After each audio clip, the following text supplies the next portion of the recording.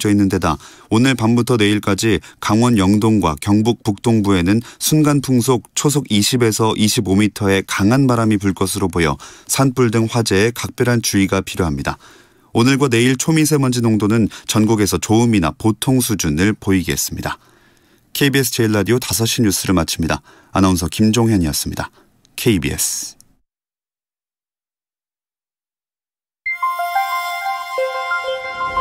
대한민국 중심 채널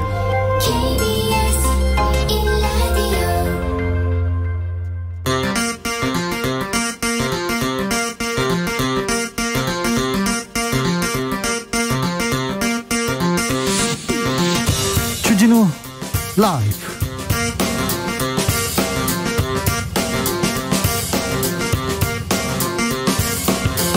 (2022년 4월 21일) 목요일입니다. 안녕하십니까, 주진우입니다. 더불어민주당이 직진하고 있습니다. 검찰 수사권 폐지 법안 처리 속도 내고 있는데요. 오늘 법사위 법안 심사 후 내일 본회의에서 처리하겠다는 생각입니다. 4월 안에는 무조건 마무리하겠다고 하는데요. 국민의힘은 민주당이 꼼수로 국회를 파행으로 몰고 가고 있다고 비판하고 나섰습니다. 국회 분위기 심상치 않은데요. 김민아 기자와 상세히 알아보겠습니다.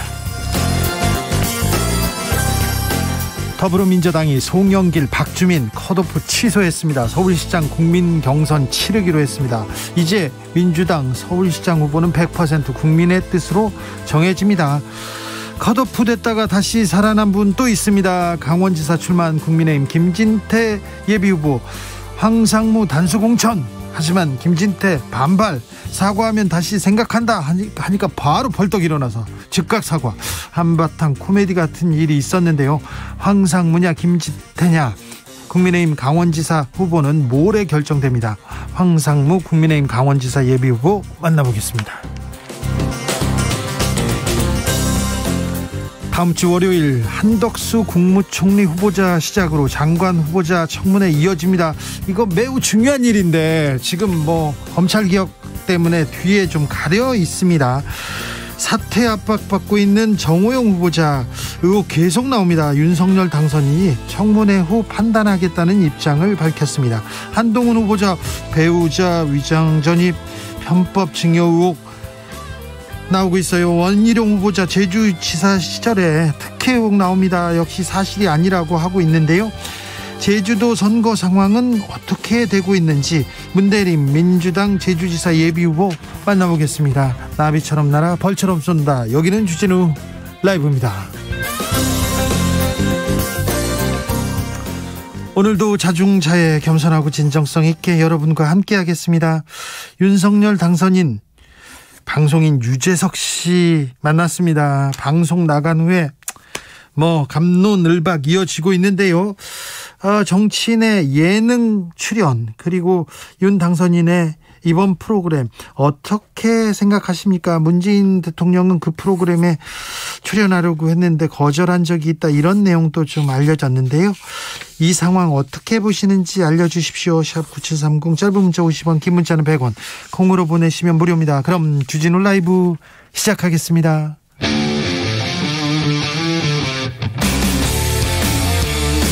탐사보도 외길 인생 20년. 주 기자가 제일 싫어하는 것은?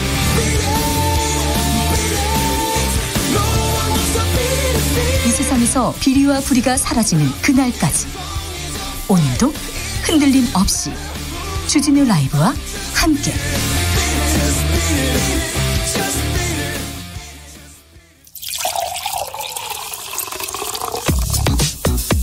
진짜 중요한 뉴스만 쭉 뽑아냈습니다. 주스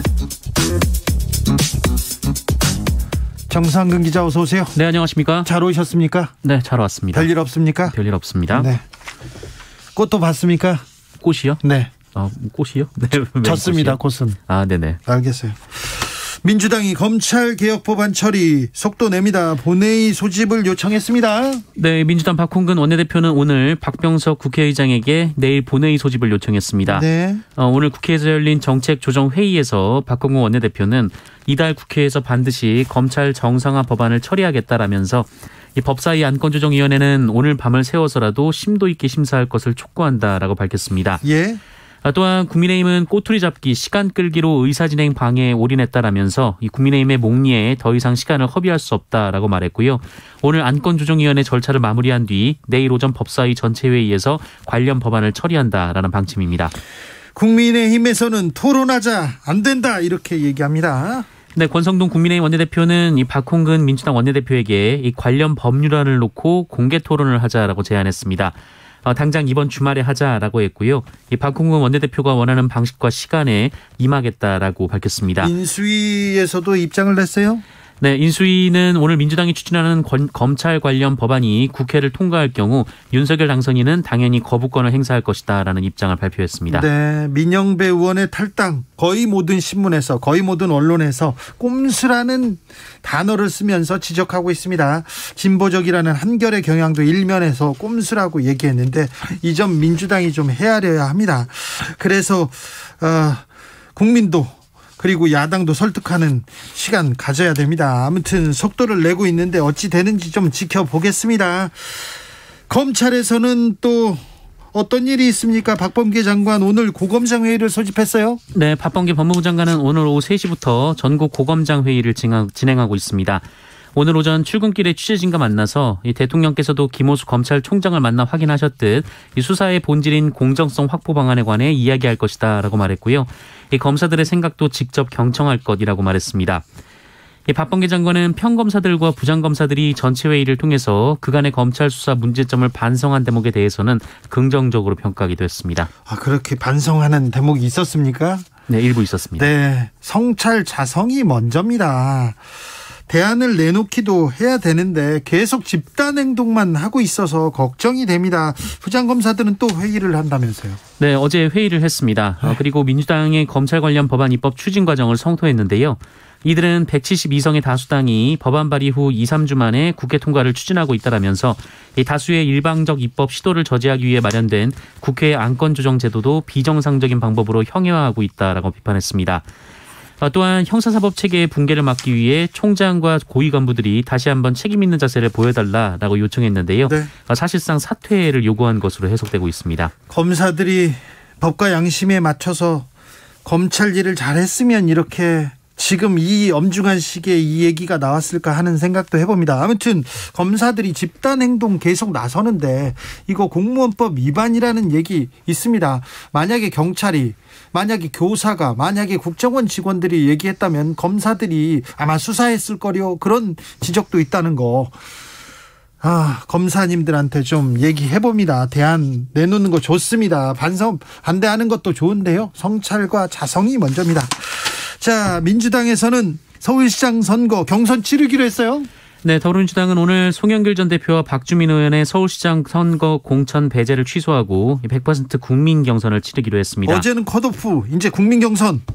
네, 100% 국민 경선, 그리고 결선 투표, 그리고 한 차례 이상의 TV 토론을 결정했다고 고용진 대변인이 밝혔고요. 네. 이에 따라 특정 후보를 배제하지 않고 다만 22일까지, 그러니까 내일까지 추가로 후보를 영입한 뒤 경선을 벌일 예정이라고 밝혔습니다. 국민의힘에서도 비슷한 널뛰기가 있었는데 민주당도 그렇습니다. 이게 이랬다가 저랬다가, 네. 아무튼 경선을 치르기로 했습니다. 네, 뭐 당연한 일인데 경선 치른다고 합니다. 지금 검찰 얘기 그리고 민주당 공천 때문에 좀 가려져 있는데 굉장히 중요한 일이 있습니다. 다음 주부터 장관 후보자들 또 청문회 시작되거든요. 그런데 의혹들이 계속 나옵니다. 정호영 후보자 아들 군면제 의혹 있었어요. 네, 이 정호영 보건복지부 장관 후보자 인사청문 중비단은 오늘 정호영 후보자 아들의 병역 면제 관련 의혹과 관련해서 재검을 받았고 그 결과 이 4급 판정을 받았던 결과와 같은 결과가 나왔다라고 밝혔습니다. 네, 정호영 후보자 법인카드 논란도 있어요. 네, 이 정호영 후보자가 이 지난 경북대학교 병원장으로 재직하던 시절 이 법인카드 사용 감시 강화 계획을 발표한 뒤 정작 자신은 이용 제한 시간을 어기면서 법인카드를 부적절하게 사용했다고 한겨레가 보도했습니다. 어디에다 썼습니까? 네, 2018년 10월부터 2020년 6월까지 칵테일바, 호프집 등에서 총 19차례에 걸쳐서 269만 4천 원을 결제했고요. 2019년 1월에는 클린카드 이용 제한 시간을 어기고 자정에 가까운 시간에 이 바에서 19만 5천 원을 결제했다라고 합니다. 정호영 후보자 측은 유흥업종은 클린카드 결제가 안 된다라면서 결제가 가능한 곳에서 쓴 것이기 때문에 네. 문제가 안 된다라고 주장했습니다. 코로나 유행이 거셀 때도 이렇게 법인카드를 쓰셨다고요? 네, 민주당 고민정 의원에 따르면 이 코로나19 대유행이 이뤄지던 지난 2020년 3월 이 대구시가 외출과 이동을 자제해달라라고 요청을 했었는데요. 당시 경북대 병원장이었던 정호영 후보자가 심야 시간 술집과 식당에서 수차례 법인카드를 사용했다라고 밝혔습니다. 2020년 3월 16일 오후 10시쯤 이 정호영 후보자의 법인카드가 대구 지역의 한 식당에서 22만 2천 원이 결제됐고요.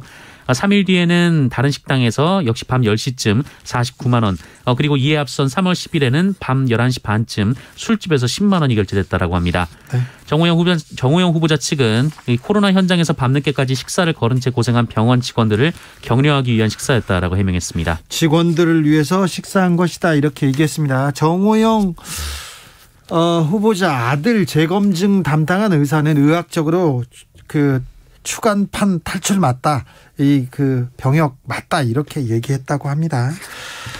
한동훈 후보자는 위장 전입 얘기가 나왔어요? 네, 한동훈 법무부 장관 후보자의 배우자가 과거 자동차를 구매하는 과정에서 이 비용을 아끼기 위해 서울에서 경기도로 위장 전입한 사실이 확인됐습니다. 한동훈 후보자의 부인 진모 씨는 지난 2007년 한동훈 후보자 명의의 서울 강남구 아파트에서 경기도 구리시 인창동의 아파트로 전입을 했고요. 그로부터 한 달 뒤에 다시 원래 살던 집으로 전입을 했습니다. 한 후보자 뭐라고 합니까? 네, 한 후보자 측은 2007년 차량을 사면서 자동차 딜러에게 위임장과 도장 등 서류 일체를 제공했다라면서 이 자동차 딜러가 이 배우자의 주민등록을 무관한 곳으로 이전했던 것으로 보인다라고 말했습니다. 청문회 때 조금 더 설명할 것 같은데 지켜보시죠. 한덕수 국무총리 후보자는 배우자가 그림을 팔았는데요. 논란이 됩니다. 네, 한덕수 총리 후보자의 부인 최모 씨는 지난 2009년부터 2011년까지 이 5차례에 걸쳐서 워싱턴에서 열린 전시회에 자신의 작품을 출품했습니다. 이 전시 장소가 모두 워싱턴 총영사관이나 주미대사관 바로 옆에 있는 한국문화원이었는데요. 네. 단독 전시회는 아니었습니다만 주미대사였기 때문에 이 주미대사의 부인이 미국 전시회에 참여한 것을 두고 뒷말이 나왔습니다. 알겠습니다. 김인철 교육부 장관 후보자 아빠 찬스 또 나왔네요. 네, 지난 2013년 김인철 교육부 장관 후보자의 딸이 그 유명한 장학재단의 지원을 받았는데요. 네. 이 장학재단에서 주는 장학금은 이 매년 20명 안팎의 장학생만 선발을 하는데 네. 이 최고 경쟁률이 6대 1에 달한다라고 합니다. 많이 주거든요. 네, 돈을 많이 주기도 줘요. 하고요. 네. 그리고 여기에 선발되는 것 자체가 미국 대학 합격에 유리하기 때문입니다. 네. 그런데 김인철 후보자에 따른 석사과정 2년 동안 1억 원가량의 지원금을 받았는데요. 이 문제는 당시 해당 장학재단의 회장이 아버지 그러니까 김인철 후보자였다고 합니다. 네. 그리고 김인철 후보자의 딸과 아들은 지난해 1, 2저자로 참여한 논문에서 국내 상위권 대학 교수 3명과 함께 했는데요. 이 중 2명이 해당 장학금 동문이었다고 하고요. 그 2명은 지난 2020년에도 김인철 후보자 아들 논문에 참여하기도 했었다라고 합니다. 김인철 후보자 측은 일련의 의혹에 대해서 장학생 선발 과정에 내부 관련자들은 일절 관여할 수 없다라고 해명했습니다. 아들과 딸이 대학 교수 논문에 또 참여했다고요? 이 부분은 또 조국 전 장관과 똑같은 잣대로 이렇게 해명하라 이런 얘기가 청문회에서 나오겠네요. 인사 검증이 계속되고 있는데 그런데 인수위에서 도덕성 그리고 자격 능력을 제대로 검증하긴 했는지 의혹이 너무 많이 나옵니다. 좀 한심한 부분도 있고요. 돈 버는 능력은 좀 탁월한 것 같다는 생각도 하는데 아무튼 잘 하셨는지 모르겠어요. 인사검증을 주진우 변호사가 하셨다는데 좀 잘하시지 그러셨어요. 그런 얘기를 해봅니다. 주진우 변호사한테요. 윤석열 당선인이 예능 프로에 나왔어요. 근데 논란이 계속됩니다. 네, 윤석열 대통령 당선인이 어제 TVN 예능 프로그램 유퀴즈 온 더 블럭에 출연을 했는데요. 이 뒷말이 많이 나왔습니다. 일단 시청률은 평소와 비슷한 수준인 4%대를 기록했고요. 이 방송에서는 윤석열 당선인이 자신의 사법시험 준비 과정과 또 검사 재직 시절 에피소드 등에 대한 이야기를 했다고 합니다.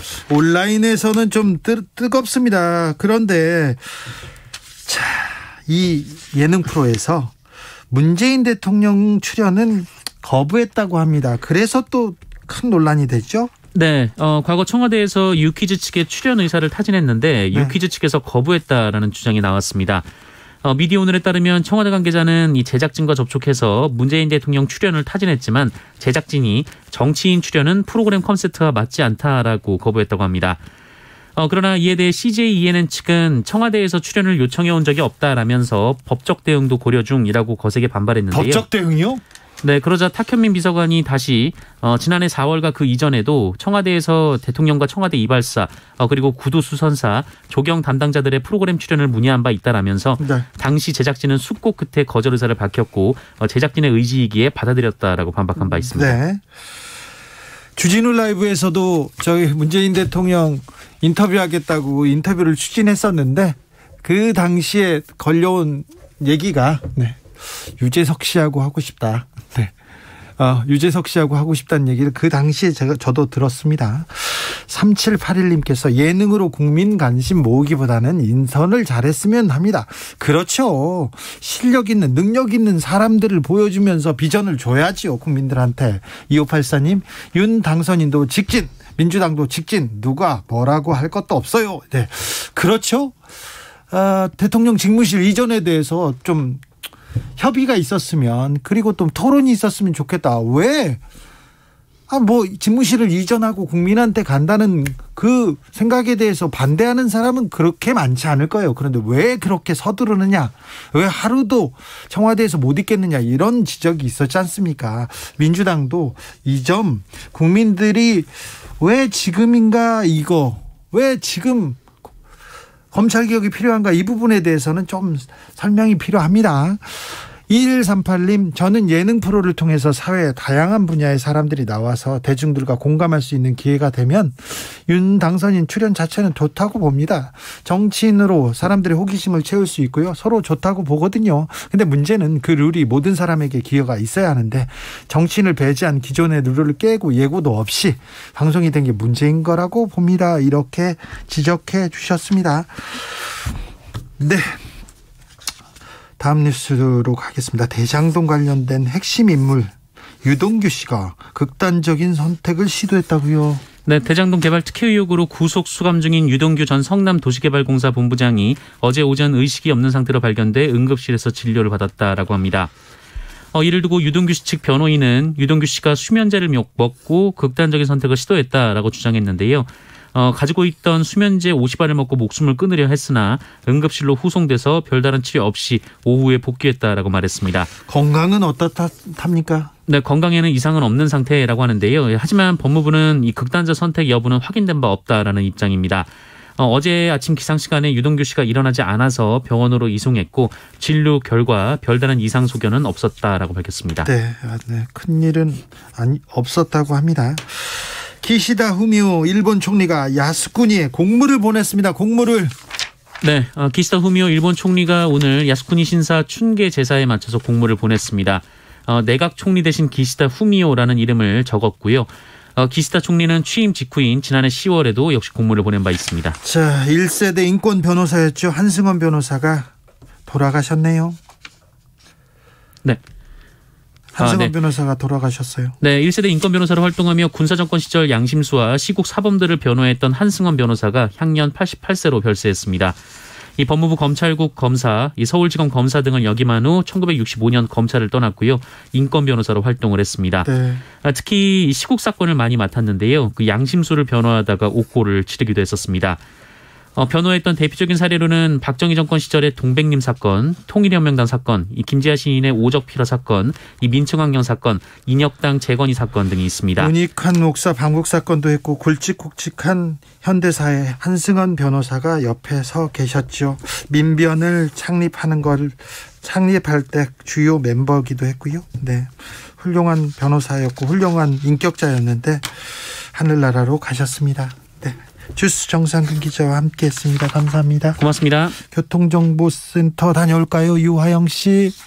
네, 이 시각 교통정보입니다. 고속도로는 퇴근길 정체가 길어지고 있습니다. 수도권 제수단고속도로 경기 동쪽으로 정체가 긴데요. 서하남에서 토평까지 12km 정체고요. 일산에서 판교 쪽으로는 노우지 분기점에서 송내까지 막힙니다. 더가 안현 분기점 4차로에서는 사고가 났습니다. 주의하셔야겠습니다. 경부고속도로 서울 방면 입장휴게소에서 안성까지 밀리고요. 남사에서 오산까지도 정체입니다. 이후로 기흥과 신갈 분기점에서 짧게 속도를 줄이고요. 달래내에서 반포까지 긴 정체 이어집니다. 서해안고속도로 서울 방면 서해대교 부근에서 작업 여파로 밀리고요. 서평택에서 화성휴게소까지 11km 정체입니다. 이후로 용담터널과 금천을 앞두고 주춤합니다. KBS 교통정보센터였습니다.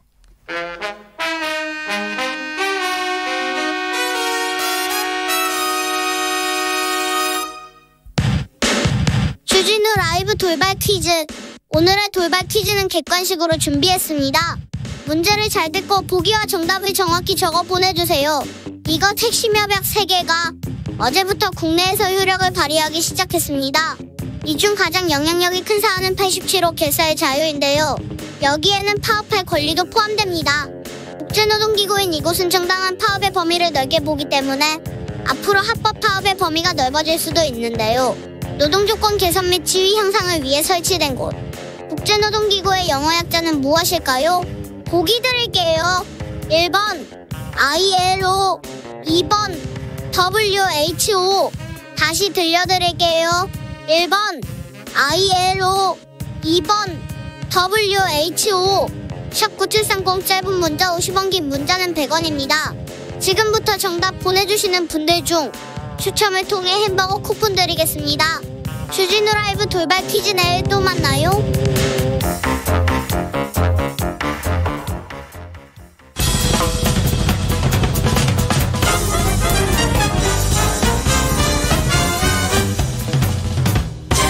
훅 인터뷰. 모두를 위한 모두를 향한 모두의 궁금증 훅 인터뷰. 윤석열 당선인이 지역 행보 이어가고 있습니다. 박근혜 전 대통령을 만나러 TK를 갔고요. 이번 주에는 호남 지역 방문하고 있는데요.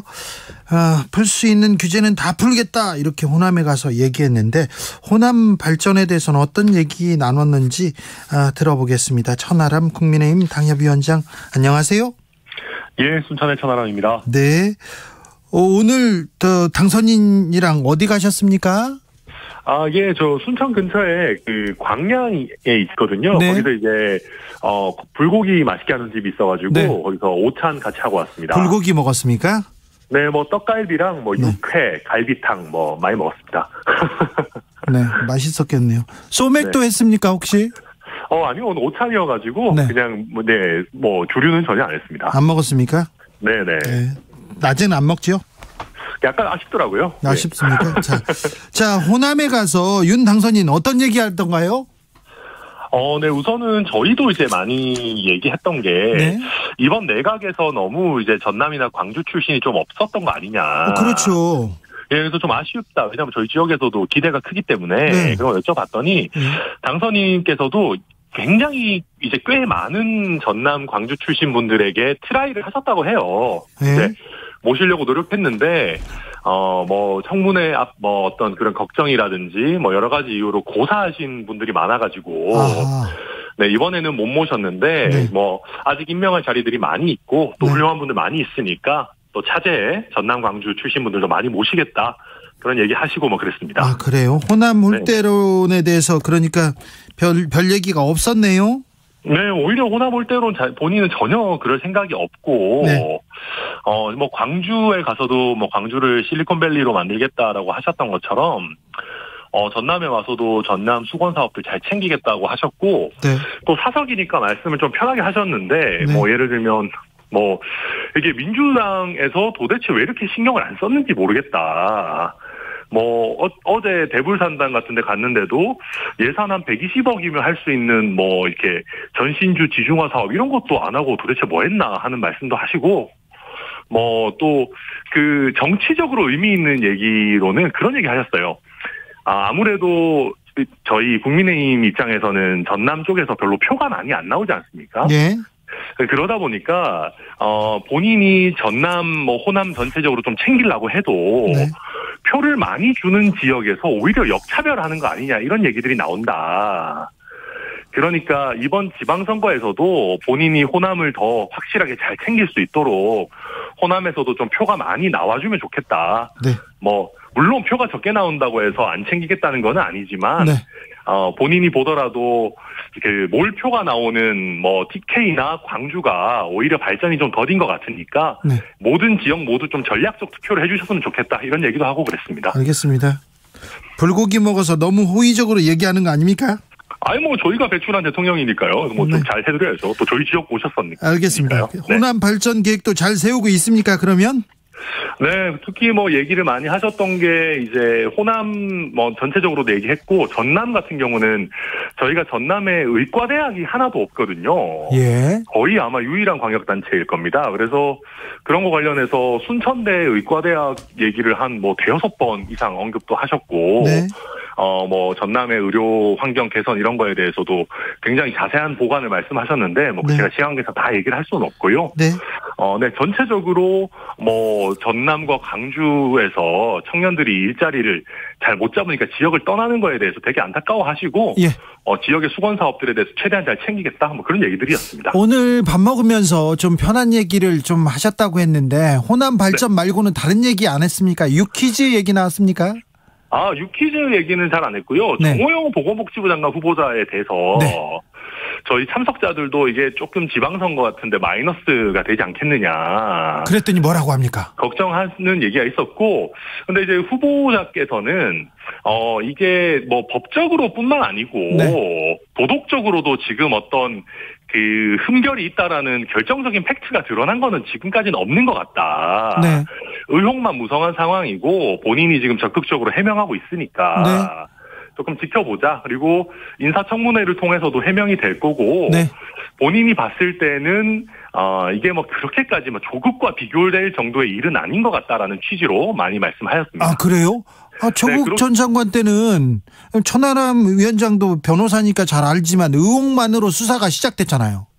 근데 뭐 지금 정호영 그 후보자에 대해서도 수사는 시작된 것 같더라고요, 보니까. 네. 근데 이제 뭐 그와 별개로 지금 뭐 인수위나 이제 당선인께서는 조금 더 일단 팩트가 좀 드러나는 거를 좀 기다려 볼 필요가 있다고 생각하고 계시는 것 같고요. 알겠어요. 네. 네, 그런 것 같습니다. 지켜보고. 그리고 다른 얘기는 안 나왔습니까? 네, 뭐 그 외에는 주로 이제 저희 지역과 관련한 얘기들 나왔고, 저한테는 뭐 왜 이번에 선거 안 나가냐고, 네. 예, 뭐 순천시장 선거라도 나가야지 되는 거 아니냐고 또 그러셔서 제가 이번에는 안 나가고 예 그렇다고 그냥 말씀드리고 뭐 이런저런 저희 지역과 관련한 네. 주로 얘기들 하고 저희가 이번에 전남에서 지난번 지방선거 때는 거의 후보를 못 냈었는데 네. 그래도 과거에 비해서 국민의힘 출신의 후보들이 많이 도전장을 냈고요. 예. 특히 저희 순천 같은 경우는 거의 국민의힘 사상 처음으로 20대, 30대 지역구 출마자, 기초의원 출마자들도 나오고 또 40대 비례대표 이렇게 세 분 다 청년으로 공천하고 뭐 이런 부분 말씀드렸더니 뭐 또 좋아하시고 뭐 그랬습니다. 검찰 개혁에 대한 얘기는 안 나왔습니까? 네, 저희 뭐 그런 얘기는 하진 않았습니다. 그래요? 예. 그 부분에 대해서 관심사인데 어떻게 생각하세요, 천하람 변호사님? 뭐 검수완박은 부패 완판이다라고 이미 뭐 당선인께서 과거에 검찰총장 그만두시면서 얘기하셨는데 뭐 그게 정답이고요. 지금 우리가 검찰에 대안 없이 검찰 수사권을 완전히 박탈해 버리면 정말 힘 있는 사람들, 뭐 대기업, 정치 권력 이런 사람들 아마 다 빠져나가는 그걸 막을 수가 없을 겁니다. 민주당의 그 공천 상황은 어떻게 보십니까? 지금 국민의힘 공천 관련해서 일을 하고 계시죠? 네, 저희 공관위원이고, 저희는 뭐 너무 좋죠. 왜냐면은 저희도 공천 관련해가지고 잡음이 좀 있었는데, 민주당에서 저희랑 비교할 수 없을 만한 큰, 이제 어마어마한 잡음들이 나와주니까, 국민의힘 공천 관리를 하고 있는 사람으로서, 훨씬 부담이 적고요. 지금 보면 저는 민주당의 지금 전략공천관리위원회에서 송영길, 박주민 두 분을 컷오프 한 거를 또 다시 되살리고 이러는데 저는 민주당이 왜 본인들 정당의 꽤 중요한 자원이라고 할 수 있는 송영길, 박주민 이런 분들을 스스로 깎아내리는지 잘 모르겠습니다. 이걸 이렇게 소란스럽게 할 일은 아닌 것 같아요. 네. 민주당에서 검찰 얘기하고 그리고 또 공천에서 좀 잡음 나오고 그래서 분위기가 국민의힘은 좋다고요? 저희 입장에서는 나쁘지는 않습니다. 그렇지만은, 저희도 당연히 조심스러워 할 수밖에 없는 것이, 후보자 청문회들이라든지, 이런 부분들 관련해서 또 복병이 튀어나올 수 있는 거기 때문에. 후보 청문 기간인데, 여기서 어떤 뉴스가 나올까, 그걸 걱정하고 있는데. 네, 맞습니다. 그래서, 저희도 그렇고, 민주당도 그렇고, 분명히 악재들이 있는 상황이고, 다만, 지금 보면, 민주당에서 너무나 무리하게 검수완박을 밀어붙이고, 의회 민주주의를 파괴하는 일들을 스스로 벌이고 있다 보니까, 상대적으로 저희 후보자들 관련한 게 이슈가 좀 덜 되고 있는 것 같아요. 네. 그런 면은 국민의힘 입장에서는 조금 다행스러운 지점입니다. 민영배 의원 탈당하면서 검찰개혁, 몰아치겠다, 4월 안에 끝내겠다 이렇게 얘기하는데 이 부분에 대해서는 어떻게 보십니까? 네, 지금 이제 그렇게까지 과하게 서두르는 모습 보이다 보니까 민주당 내 양식 있는 분들도 이렇게 해서는 안 된다라고 나오고 있고 구체적인 수치를 들면 또 여론조사를 줄줄 읊어야 되니까 그러니까 안 돼요. 하지 마요. 네, 꽤 많은 국민들께서 검수완박에 대해서도 반대 입장 그리고 4월에 이렇게 조급하게 추진하는 거에 대해서도 명확한 반대 입장을 보여주고 계시기 때문에 저는 민주당이 이걸 계속 이렇게 몰아칠 정치적 에너지는 없을 거다. 저는 그렇게 예상하고 있습니다. 8891님께서 장관 후보들 문제가 연일 뉴스에 나오는데 예능이라뇨 이런 얘기도 하고요. 출연은 방송국 자유입니다 얘기했는데 오늘 밥 먹을 때는 예능 얘기는 안 나왔다고요? 네, 사실 제가 봤으면은 제가 소재를 꺼냈을 텐데 저도 사실 어제 못 봐가지고 특별히 얘기를 꺼내지는 않았고요. 근데 아마 그게 방송국에서 예능 섭외가 왔고 또 당선인께서도 조금 더 국민들 특히 좀 젊은 층에 조금 더 편안하게 다가갈 수 있는 수단이라고 생각해서 출연하신 것 같고요. 네. 근데 보니까 재미있는 장면들이 좀 많이 편집된 것 같다. 이런 식의 얘기들이 또 나오고 그런 것 같더라고요. 아, 더 재밌었는데? 네네, 당선인 SNS를 보면, 굉장히 재미있는 장면들, 이렇게 좀 있었던 것 같은데, 네. 정작 본 방송에는 그런 것들이 안 나와서 아쉽다, 이런 얘기들은 전 주변에서 좀 들었습니다. 네. 예능에 강합니다. 아무튼, 당선인 예능은 강하고, 먹방은 또 최고고요. 네. 그러시죠. 아마 이명박 대통령 이래로 거의 최고가 아닌가 싶습니다. 네, 먹방은 잘합니다. 자, 그런데, 다른 후보자 얘기도 나왔습니까? 한동훈 법무부 장관 후보 얘기 나왔습니까? 특별히 저희가 개별 후보자들 얘기를 많이 하지는 않았고요. 네. 당선인께서 그런 얘기는 하셨어요. 예컨대 본인이 정말 좋은 훌륭한 실력 있는 분들 모시려고 많이 노력을 했고 네. 본인도 그런 게 아니라 정치적인 고려하고 안분해가지고 편하게 갈 수 있었지만 그러지 않고 가능한 선에서 최선의 인물들을 모시려고 했다. 다만 아쉬웠던 거는 좀 고사하시는 분들도 많고 네. 좀 청문회를 이제 또 염려하는 분들도 많고 이러다 보니까 참 장관 후보자를 모시기가 어렵더라. 그런 얘기들을 참 많이 하셨습니다. 네. 네.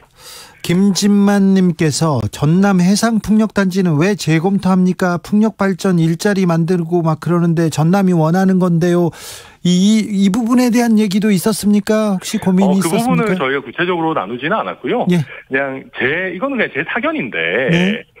풍력발전 같은 경우는 제가 알기로는 발전 효율 같은 것들이 좀 과다 계상된 부분들이 분명히 있습니다. 네. 그러니까 비용이 굉장히 많이 들어가는 거에 비해서 거의 바람이 쉬지 않고 쌩쌩 불어야만 생산할 수 있는 전기량을 기초로 이게 사업 계획이 세워진 부분들도 있고 다양한 또 검토해야 되는 부분들이 있기 때문에 네. 이걸 단순히 이게 한 50조 원 정도 드는 그런 큰 사업이잖아요. 그러니까 면밀하게 검토하는 것 자체는 저는 나쁘다고 보진 않습니다. 4585님께서 광양 불고기 효력 확실합니다. 이렇게 얘기합니다.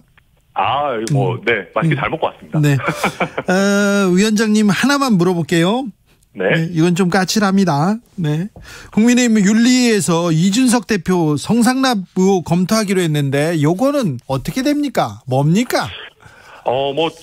저도 윤리위원이 아니라서 자세한 내용은 모르지만은 제가 알고 있기로는 이게 그렇게 구체적이거나 제대로 된 증거가 나온 그런 사건은 아니라고 저도 알고 있습니다. 그렇기 때문에 윤리위에서 일단 제소가 들어왔고 이걸 그냥 묵힐 수는 없는 거기 때문에 나름대로 심사를 해서 털고 가려고 하는 그런 절차가 아니겠느냐라고 당내에서는 대부분 보고 있습니다. 털고 가련다. 네. 별일 아니다. 네. 지금까지 천하람 국민의힘 당협위원장이었습니다. 조심해서 올라오십시오. 감사합니다. 네. 나비처럼 날아 벌처럼 쏜다. 주진우 라이브.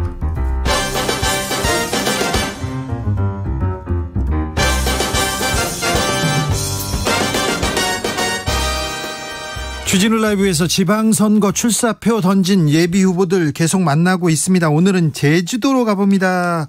제주도 이슈가 많고요. 그리고 또 원희룡 국토교통부 장관 후보자가 제주지사 시절에 어떤 일들이 있었는지 궁금해하는 사람도 많습니다. 그래서 들어보겠습니다. 문대림 더불어민주당 제주도지사 예비후보, 안녕하세요. 네, 안녕하십니까. 문대림입니다. 반갑습니다. 네. 지난번에 원희룡 지사한테 아깝게 패배했어요? 네, 조심스럽게 됐었습니다. 그때는. 자, 어떤 각오로 지금 선거에 임하시는지요?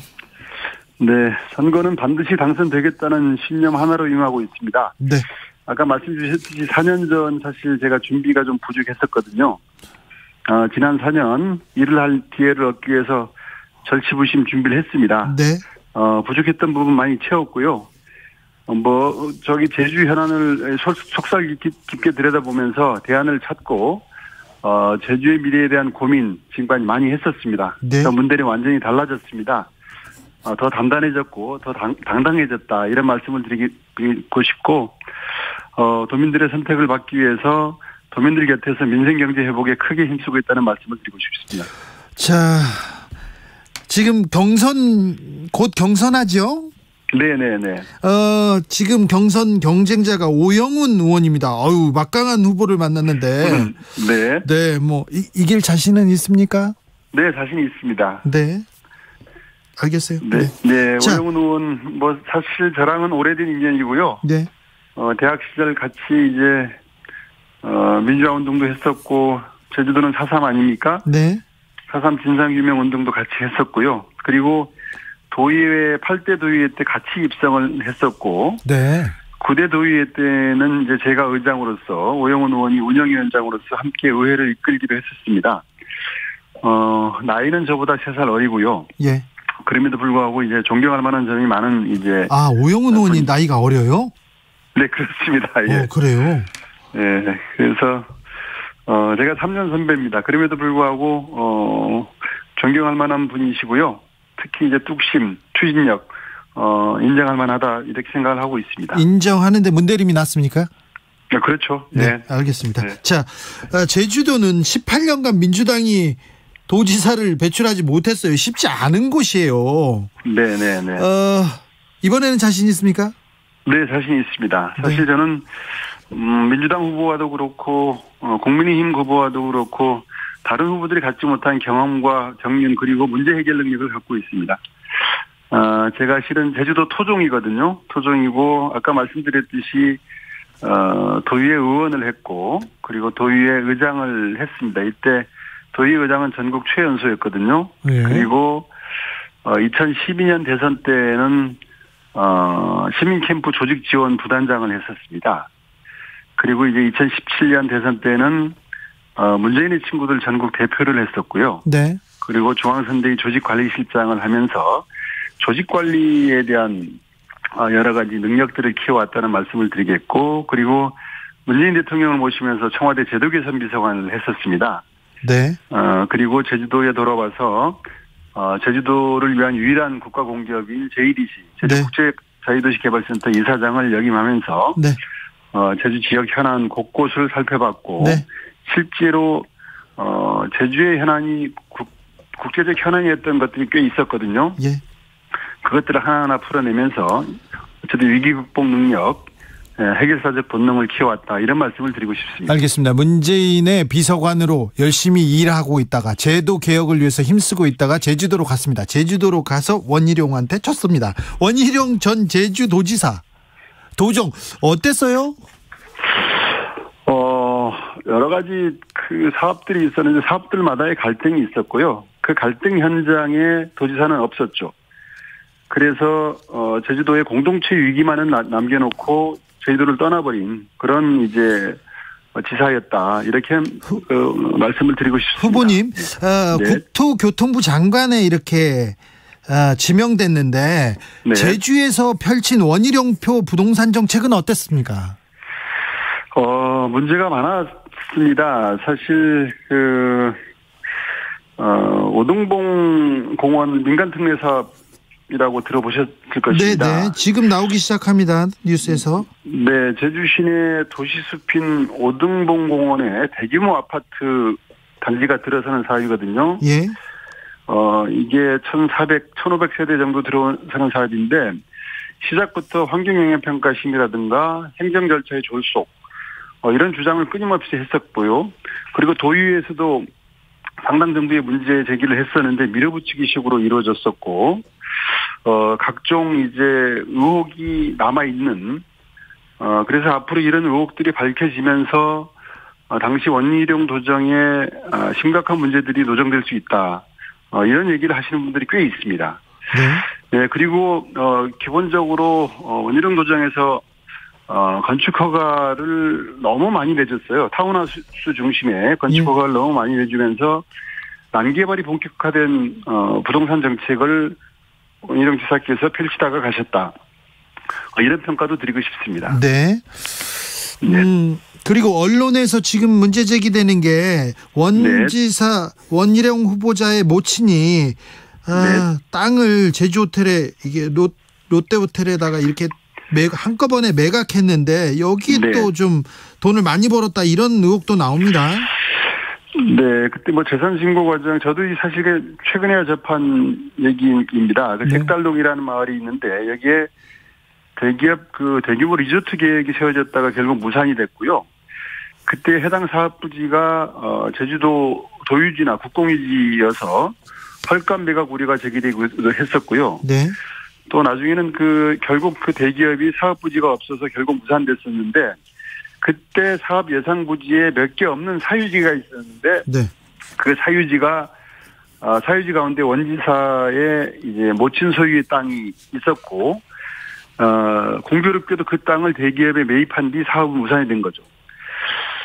그래서 최근 이제 의혹이 제기되고 있고 당시에 공직자 재산 신고 때 매우 낮게 신고한 부분 이런 부분들이 드러났고 구체적인 의혹들은 앞으로 이제 조사될 사안이다 이렇게 보고 있습니다. 네. 국토부 장관 후보자로서는 좀 적당합니까 보시기에? 네, 제주도민들은 원희룡 전 지사의 국토부 장관에 대해서 환영하는 입장이긴 합니다. 그럼에도 불구하고 의혹들은 털고 가야 된다. 이게 분명한 도민들이 입장이라고 보면 되겠습니다. 알겠습니다. 최지연님께서 문대림 후보님 영어 교육도시 국제학교 2개 학교 추가로 들어옵니까? 거기 해외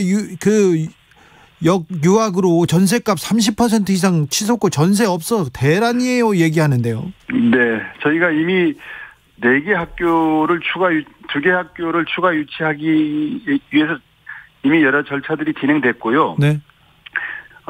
처음에는 2개 학교인데 지금 4개 학교가 경쟁을 하고 있는 상태입니다. 다만 이제 국제학교의 인가를 교육감이 이렇게 최종적으로 내리게 되는데 교육감의 입장이 아직 정리가 안 된 상태에서 그럼에도 불구하고 올해 내로 2개의 국제학교는 가시화될 것이다. 그리고 영어교육도시는 완성돼가는 그러한 길로 갈 것으로 저는 보고 있습니다. 전세값이 30% 올랐으면 집값도 많이 올랐겠는데요. 제주도 지금 땅값, 집값 계속 오르고 있죠.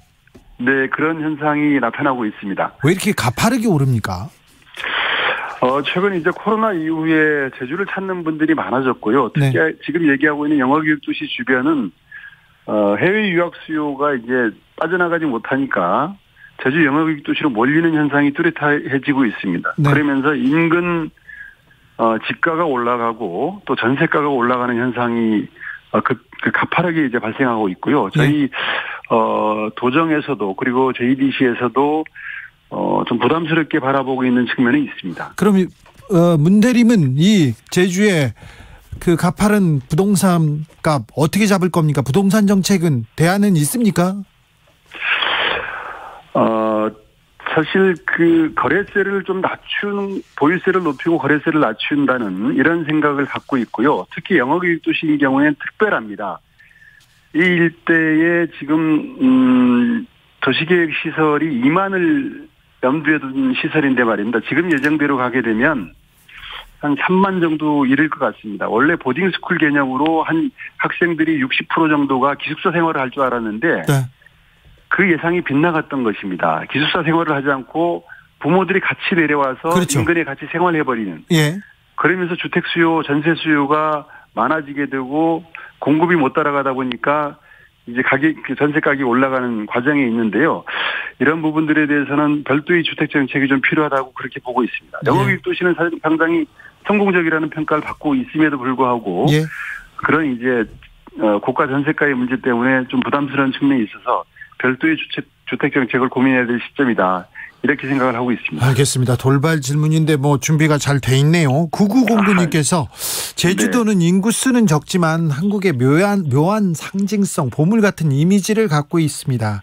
도민뿐만 아니라 국민들을 위한 제주의 모습 어찌 만들어갈 계획인지도 궁금합니다. 이 얘기는 해주셔야 되겠는데요. 네, 제주도가 이제 세계의 보물섬이지 않습니까?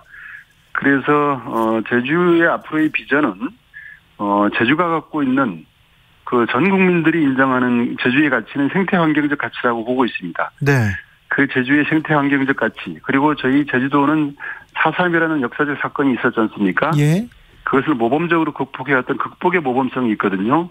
이 두 가지 가치, 그러니까 제주가 갖고 있는 생태환경적 가치, 그리고 평화와 인권의 가치를 전제로 한 국제적 경쟁력을 갖는 그러한 도시가 되어야 된다라고 생각을 하고 있고요. 네. 그럼에도 불구하고 번영이 필요하니까 지금 제주도가 관심을 갖고 있는 게 4차 산업이 강한 제주를 만들어야 된다.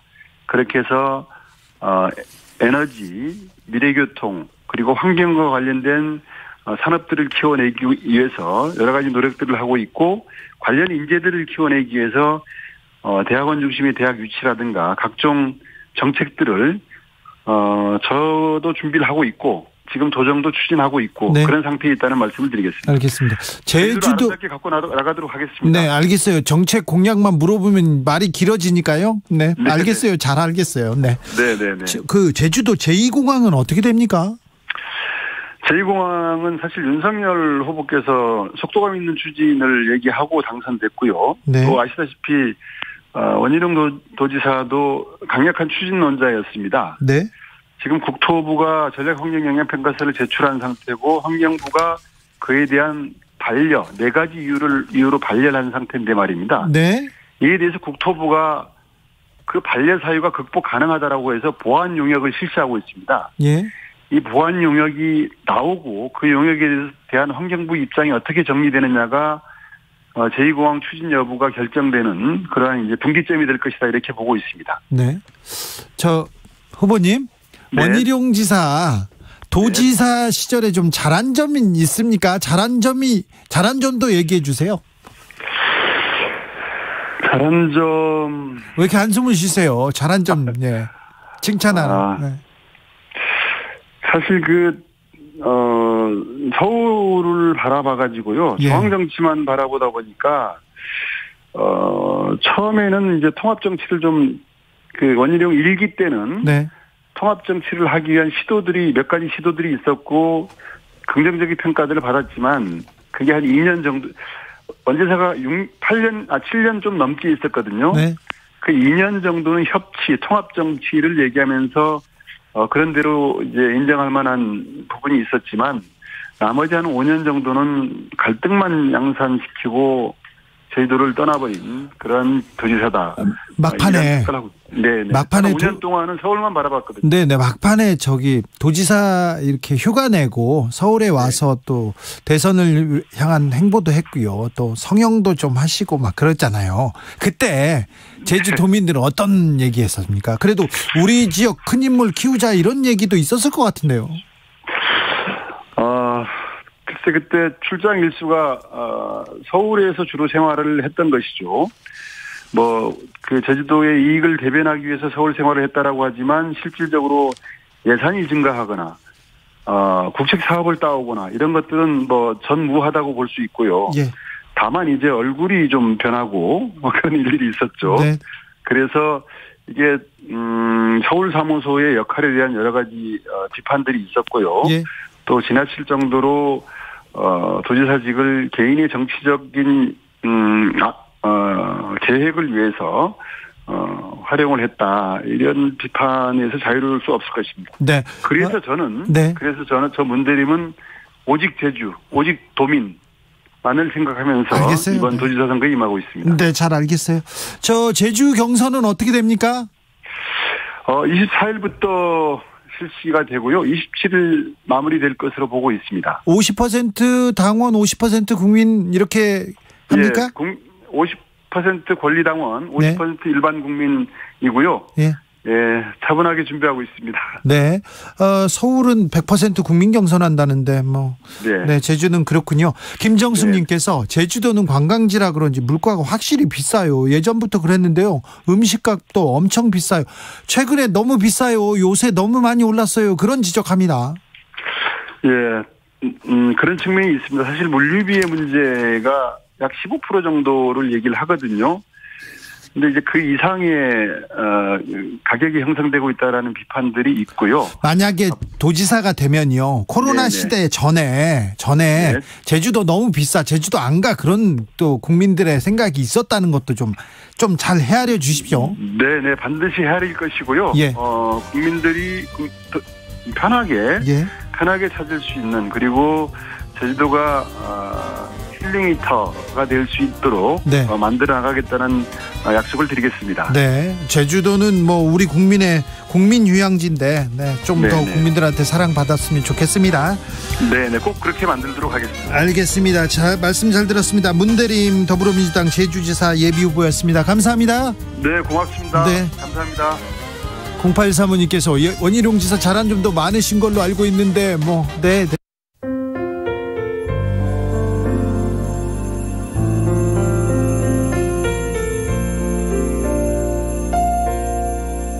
KBS 라디오 연중기획 희망충전 대한민국 478번째 이야기. 안녕하세요. 아나운서 이현주입니다. 눈발이 흩날리는 차디찬 겨울, 인적이 드문 밤거리. 몸을 잔뜩 웅크린 채 거리를 헤매던 6살 꼬마는 불과 몇 달 전 재현이의 모습입니다. 재현이의 부모님은 재현이가 태어나자마자 무책임하게 집을 나갔습니다. 그때부터 줄곧 외갓집에서 자란 재현이. 외가 식구들의 학대와 방임은 6살밖에 안 된 재현이의 얼굴에서 미소마저 뺏어가고 말았습니다. 결국 재현이는 바깥 날씨보다 더 차가운 집을 나와서 거리를 헤맬 수밖에 없었는데요. 따뜻한 사람들의 도움으로 복지시설에 입소할 수 있었지만 여전히 재현이의 얼굴에는 두려움이 가득합니다. 입을 꾹 닫으면서 마음의 문까지 굳게 닫아버린 재현이에게 여러분이 따뜻한 세상이 있다는 걸 보여주세요. 여러분의 따뜻한 손길이 희망의 빛이 됩니다. ARS 060-700-1580 060-700-1580 한 통화 3,000원으로 희망을 선물해주세요. KBS 라디오 연중기획 희망충전 대한민국은 초록우산 어린이재단, 인탑스 주식회사 그리고 청취자 여러분과 함께합니다. ARS 060-700-1580 한 통화 3,000원입니다.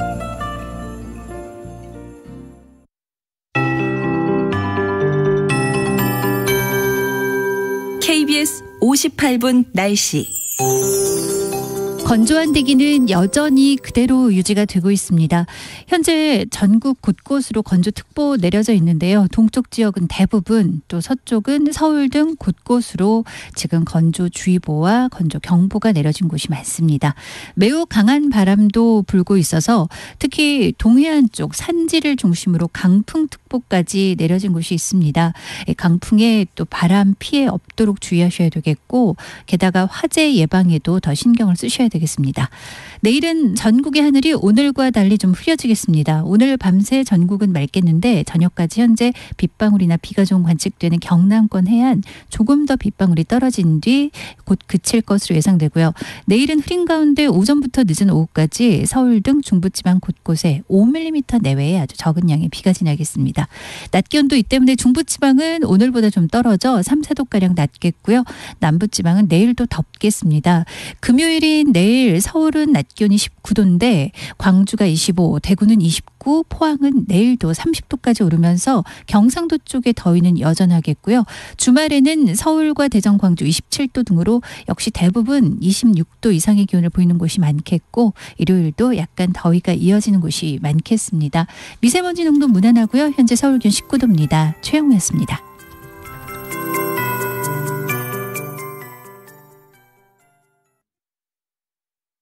정성을 다하는 국민의 방송 KBS가 6시를 알려드립니다. AM 711kHz, FM 97.3MHz, KBS 1라디오입니다. HLKA.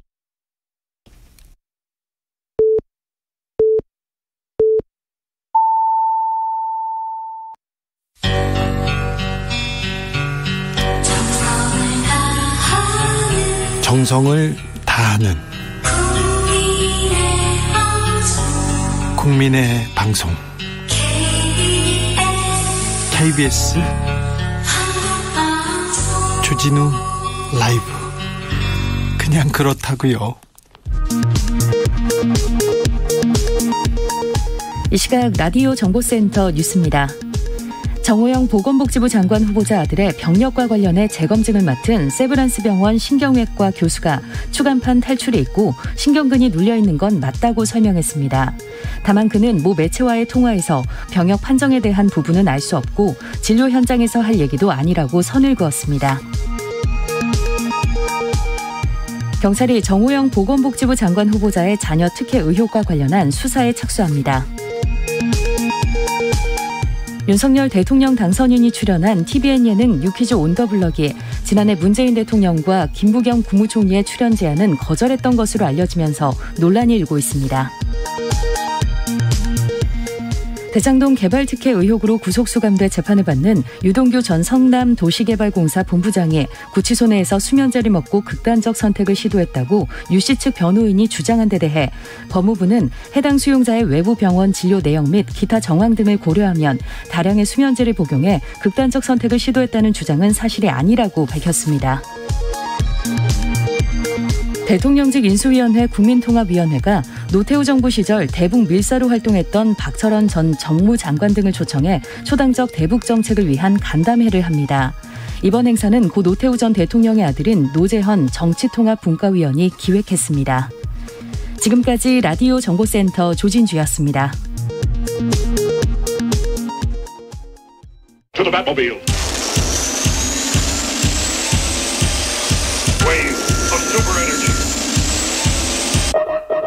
주기자의 1분.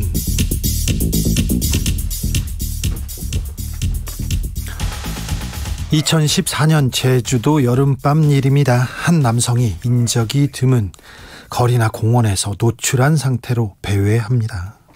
교복 입은 여학생들을 졸졸 따라다니면서 음란 행위를 했습니다. 경찰은 바지를 내리고 음란 행위를 한다는 신고를 받고는 그 남성을 현행범으로 체포했습니다.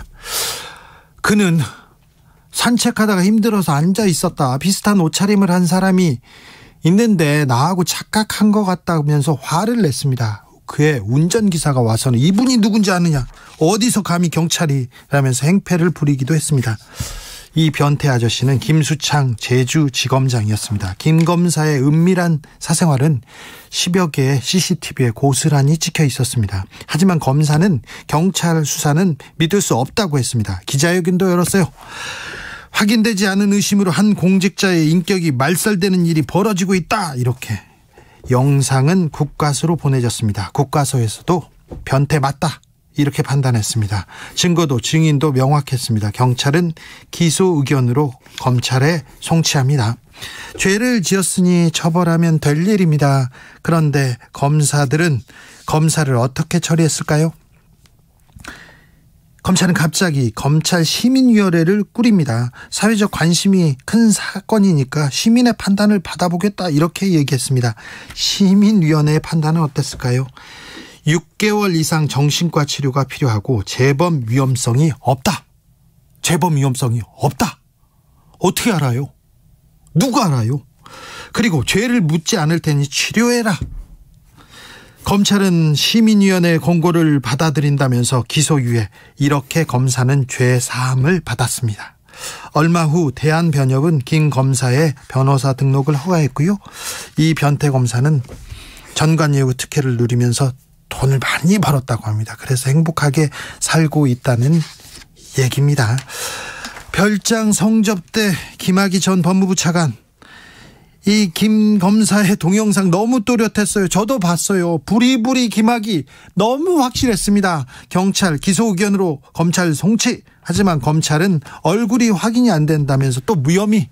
그때도 검사들은 검찰 시민위원회 꾸렸었습니다.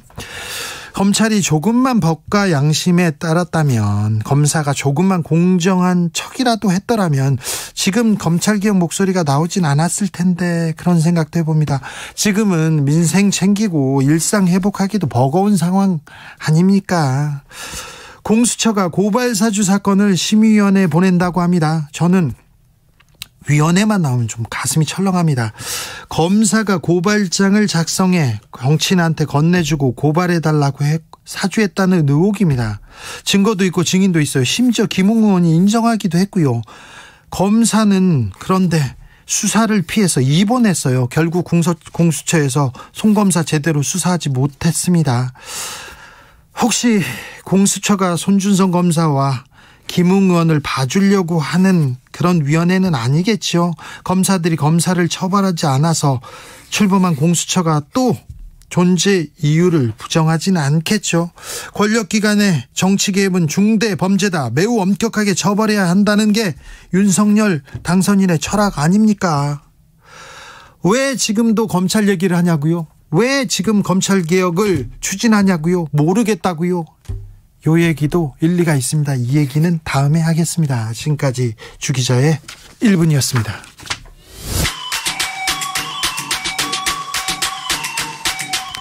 Fall Out Boy, Immortals.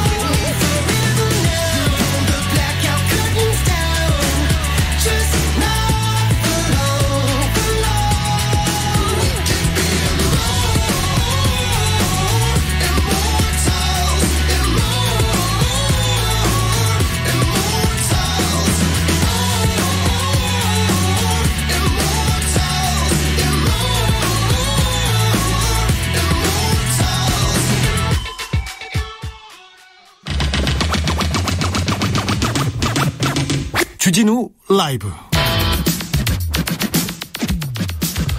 지방선거 출마 후보자 계속 만나보겠습니다. 이번에는 강원도로 갑니다.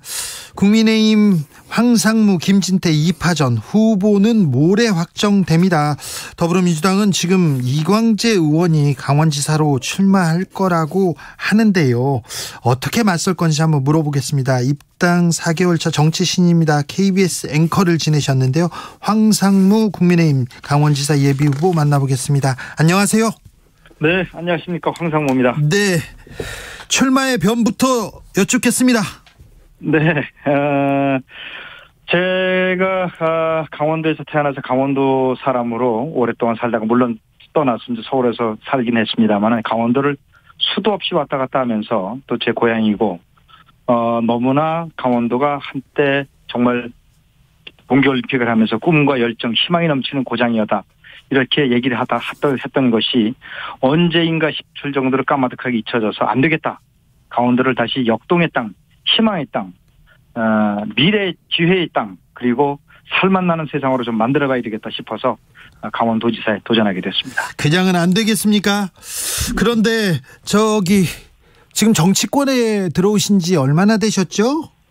뭐 잘 아시다시피 이제 5개월 됐죠. 작년 12월에 입당을 했으니까. 입당을 하고 선거를 치르고 이렇게 5개월 됐는데 이거 행정, 이거 도지사 이거는 굉장히 큰일 아닙니까?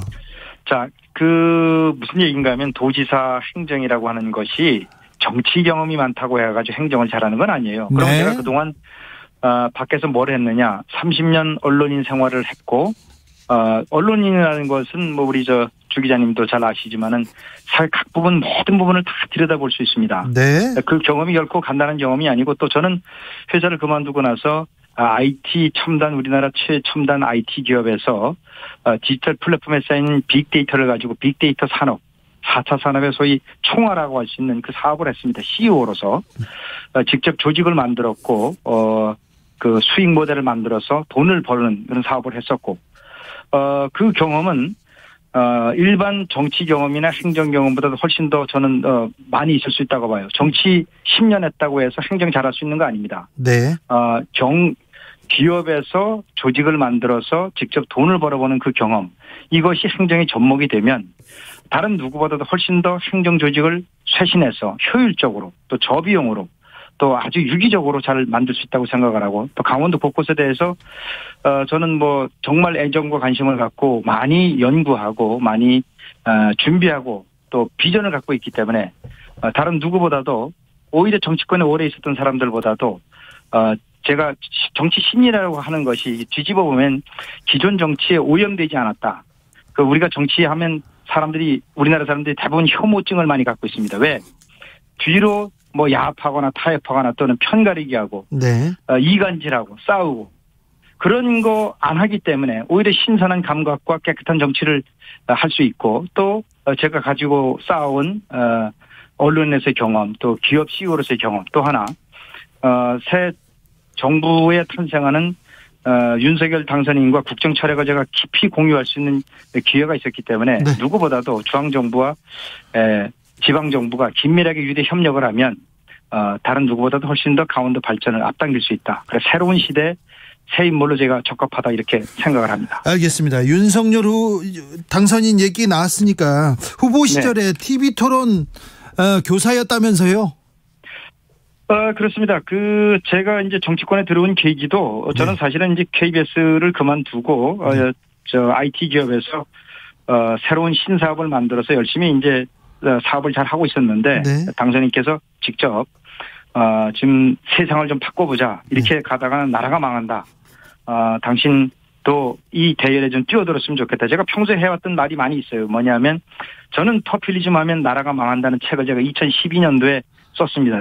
특파원 경험을 끝내고 나서. 그리고 특히 또 국민을 편가르기 위해서 내로남불을 하고 우리가 하는 것은 무조건 옳고 상대가 하는 것은 어떻게든 틀렸다. 이런 식으로 하면 그것도 나라가 반드시 망한다.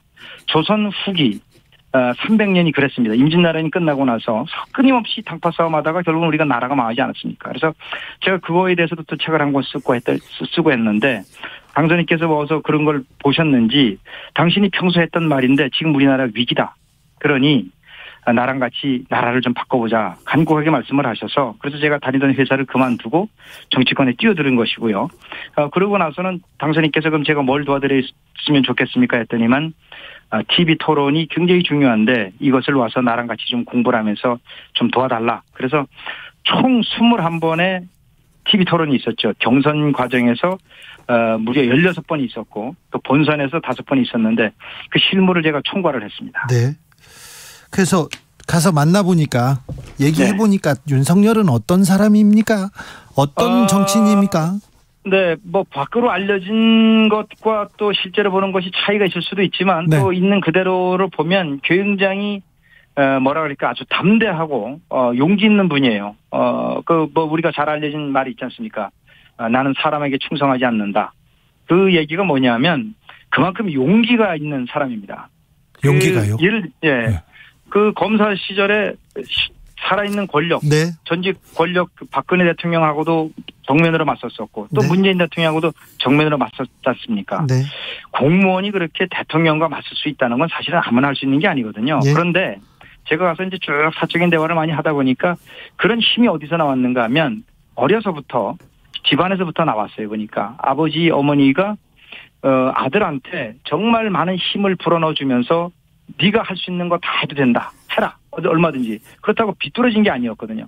공부 열심히 해서 바른 길을 가는데 할 수 있는 그런 호연지기를 키우다 보니까 이미 대학 다닐 때부터 그 주변 친구들과 선후배들이 그런 얘기를 많이 했다고 그래요. 야, 저 윤석열은 보통 사람이 아니다. 저 나라를 맡을 사람이다. 그런 얘기를 어려서부터 많이 듣고 자란 것 같아요. 그러다 보니까 네. 정말 그야말로 아주 담대한 용기가 있는 그런 사람이고 또 하나. 네. 또 하나요? 굉장히 아는 것이 많아요. 제가 깜짝 놀랐습니다. 지식의 깊이가 엄청나게 풍부하고 그러다 보니까 말씀이 좀 많죠. 네. 뭐 그렇습니다. 네. 말이 많은 거는 알겠는데 지식의 네. 깊이가 있는 거는 저는 잘 모르겠던데요. 그리고 그렇지 않습니다. 왜냐면 네. 특히 경제 분야에 대해서 제가 네. 이제 뉴욕 특파원을 했기 때문에 네. 전 세계 경제 중심지에 있었기 때문에 제가 경제 기사를 엄청나게 많이 썼죠. 그리고 각국의 나라를 들여다봐야기 때문에 각국의 거시 경제에 대해서 그거를 일목요연하게 봐야 됩니다. 특히 경제사. 우리가 어떤 과정을 거쳐서 중세에서 근대로 네. 넘어가고 현대로 넘어가는데 어떤 정책들이 유효했고 어떤 정책은 실패했는가에 대해서 네. 저는 제 나름대로 굉장히 공부를 많이 했다고 생각을 했는데 네. 같이 대화를 나누면서 우리 윤 당선인의 그 깊이 있는 지식에 대해서 제가 깜짝 놀랐습니다. 법률 지식은 뭐 당연한 거고요. 예. 그리고 국가에 관해서 현대사에 대한 지식이라든가 또 외교 안보에 대한 안목이라든가 국방에 대한 지식의 깊이 이런 것은 같이 한번 대화를 나눠보면 엄청나게 그 지식의 깊이가 간단치 않다는 걸 알 수가 있습니다. 네, 알겠습니다. 네. 자, 이 정도 제가 검사 시절에 저 윤석열 검사는 좀 아는데 다른 쪽에 네네. 관심이 없어가지고 책 좀 읽으라고 제가 좀 했던 얘기도 좀 있었는데 자 여기까지 하고요. 이제 황상무 네. 이거 하나만 물어볼게요. 네네.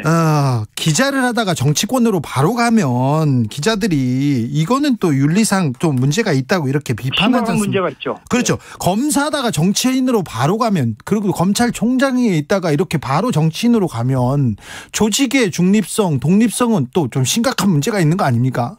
아니 그거는 다르죠. 다릅니까? 예를 들어서 엄청나게 다를 수 있는 게 네.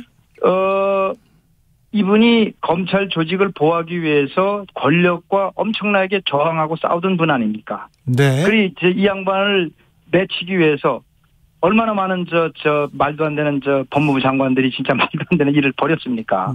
추미애 장관이 그 탄압했던 건 온 국민이 다 봤잖아요.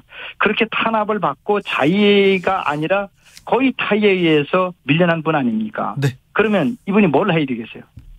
그 자체가 이미 정치 행위였던 건데, 그 결국은 그 자체를 사실은 그 양반이 제대로 그냥 검찰총장 역할을 할 수 있도록 내버려뒀으면 정치에 나올 수가 없었던 거죠.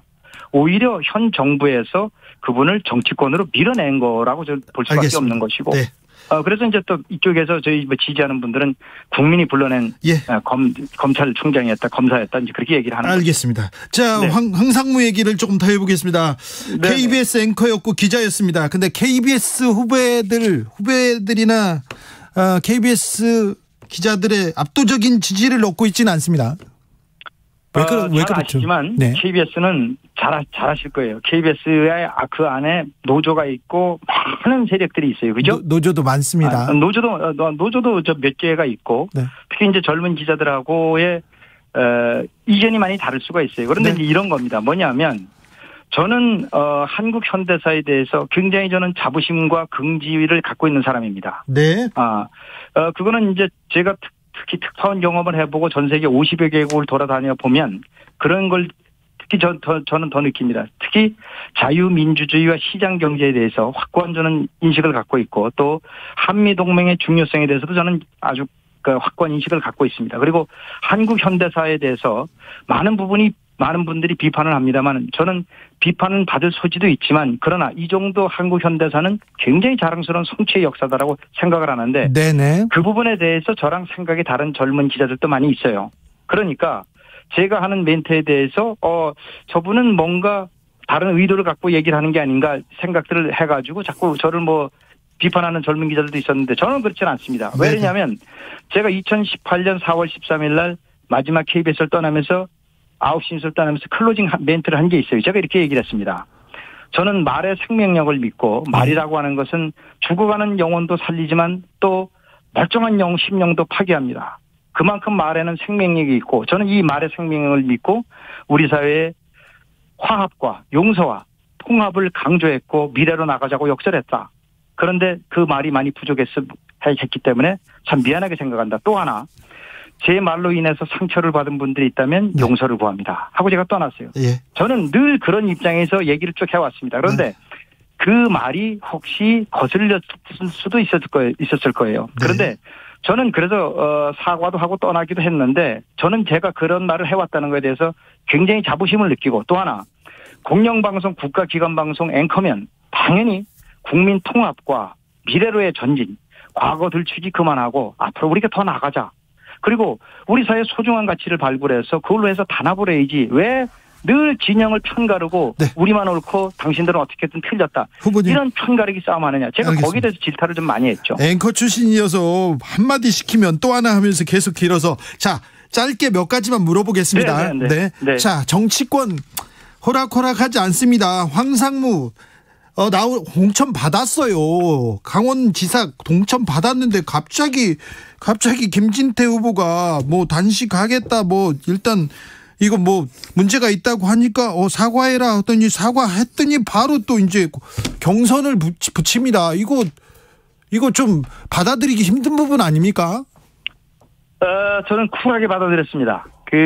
사실은 그거는 이렇게 됐어요. 이제 잘 아시지만 공관위에서 우리 이제 김진태 후보가 너무 극우 성향이고 분열과 갈등을 촉발하는 발언들을 많이 했기 때문에 국민 전체 통합 새 시대에 맞지 않는다. 그리고 또 하나 전국적인 선거 구도도 흐트러질 가능성이 있으니 당신이 우리 당의 소중한 자원이긴 하지만 한 2년 정도 좀 숙려 기간을 가져라 라고 권유를 한 거예요. 그리고 이제 소위 말해서 컷오프를 시킨 건데 본인이 워낙에 이제 강하게 반발을 하니까 또 사과하라고 하니까 사과를 했단 말이에요. 그러니까 사과까지 하니까 다시 이제 공천을 다시 당내 경선을 하라고 한 건데 그 과정에서 저는 처음부터 당의 결정에 따르겠다고 얘기했기 때문에 쭉 따라서 수용을 한 거고 이제 경선에 들어간 겁니다. 그런데 어쨌든 그 과정이 좀 납득하기는 어렵죠. 그래서 공관위 결정에 대해서는 한마디 지적을 했습니다. 네.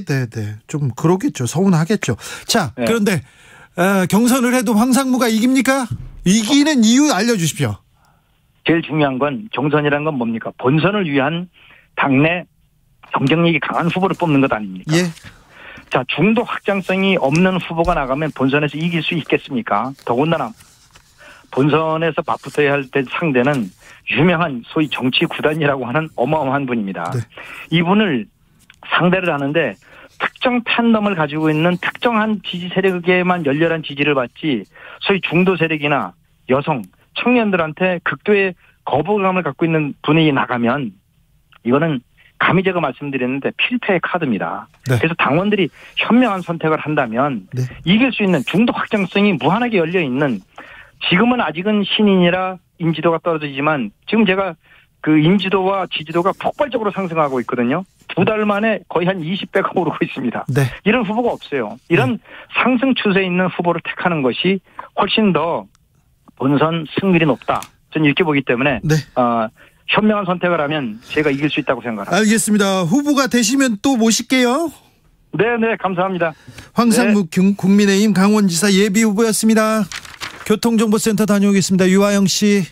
네, 이 시각 교통정보입니다. 수도권 제수도안고속도로 판교에서 구리 방면, 송파에서 구리 남양주 요금소까지 정체고요. 그 사이 상해 부근 2차로에서는 사고 났습니다. 경부고속도로 서울 방면 안성휴게소에서 오산까지 12km 밀리고요. 이후로 기흥과 신갈 분기점에서 속도를 줄입니다. 더가 달래내에서 반포까지 정체입니다. 경인고속도로 서울 쪽으로 서인천에서 부평까지 막히고요. 부천에서 신월까지 밀립니다. 중앙고속도로는 부산 방면 대저분기점에서 삼락까지만 주춤합니다. 서해안고속도로는 서울 방면 경기권 정체가 긴데요. 서평택 분기점에서 팔탄 분기점까지 16km 막히고요. 비봉과 일직 분기점에서 밀립니다. KBS 교통정보센터였습니다.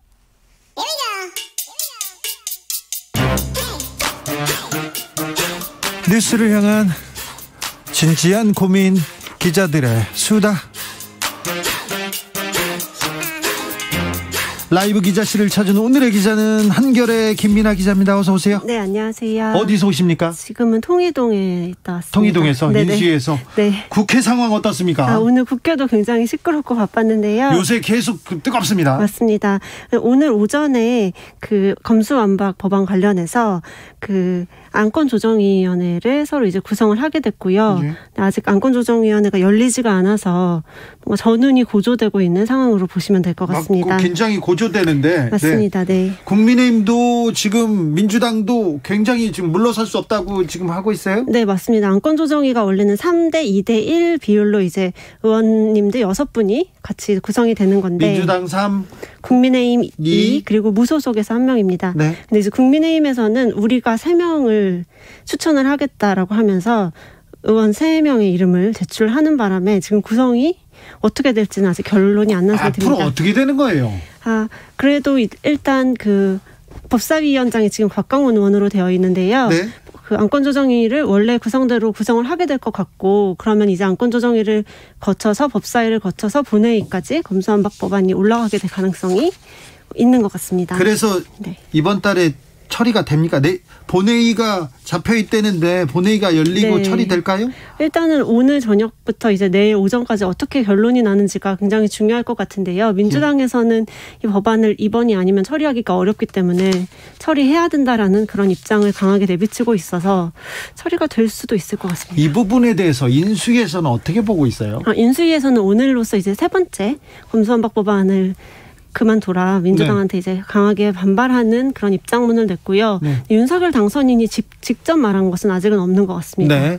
그런데 지금 인수위에서는 장관 후보자들 이렇게 청문회 통과가 가장 중요한 또 숙제이지 않습니까? 그쵸. 그 부분은 어떻게 돼가고 있어요? 지금 뭐 다 언론 보면 아시다시피 정호영 보건복지부 장관 후보자에 대한 그런 좀 의혹이 굉장히 많이 고구마 줄기처럼 계속 나오고 있는데요. 그럼 정호영 후보자는 어떻게 될까요?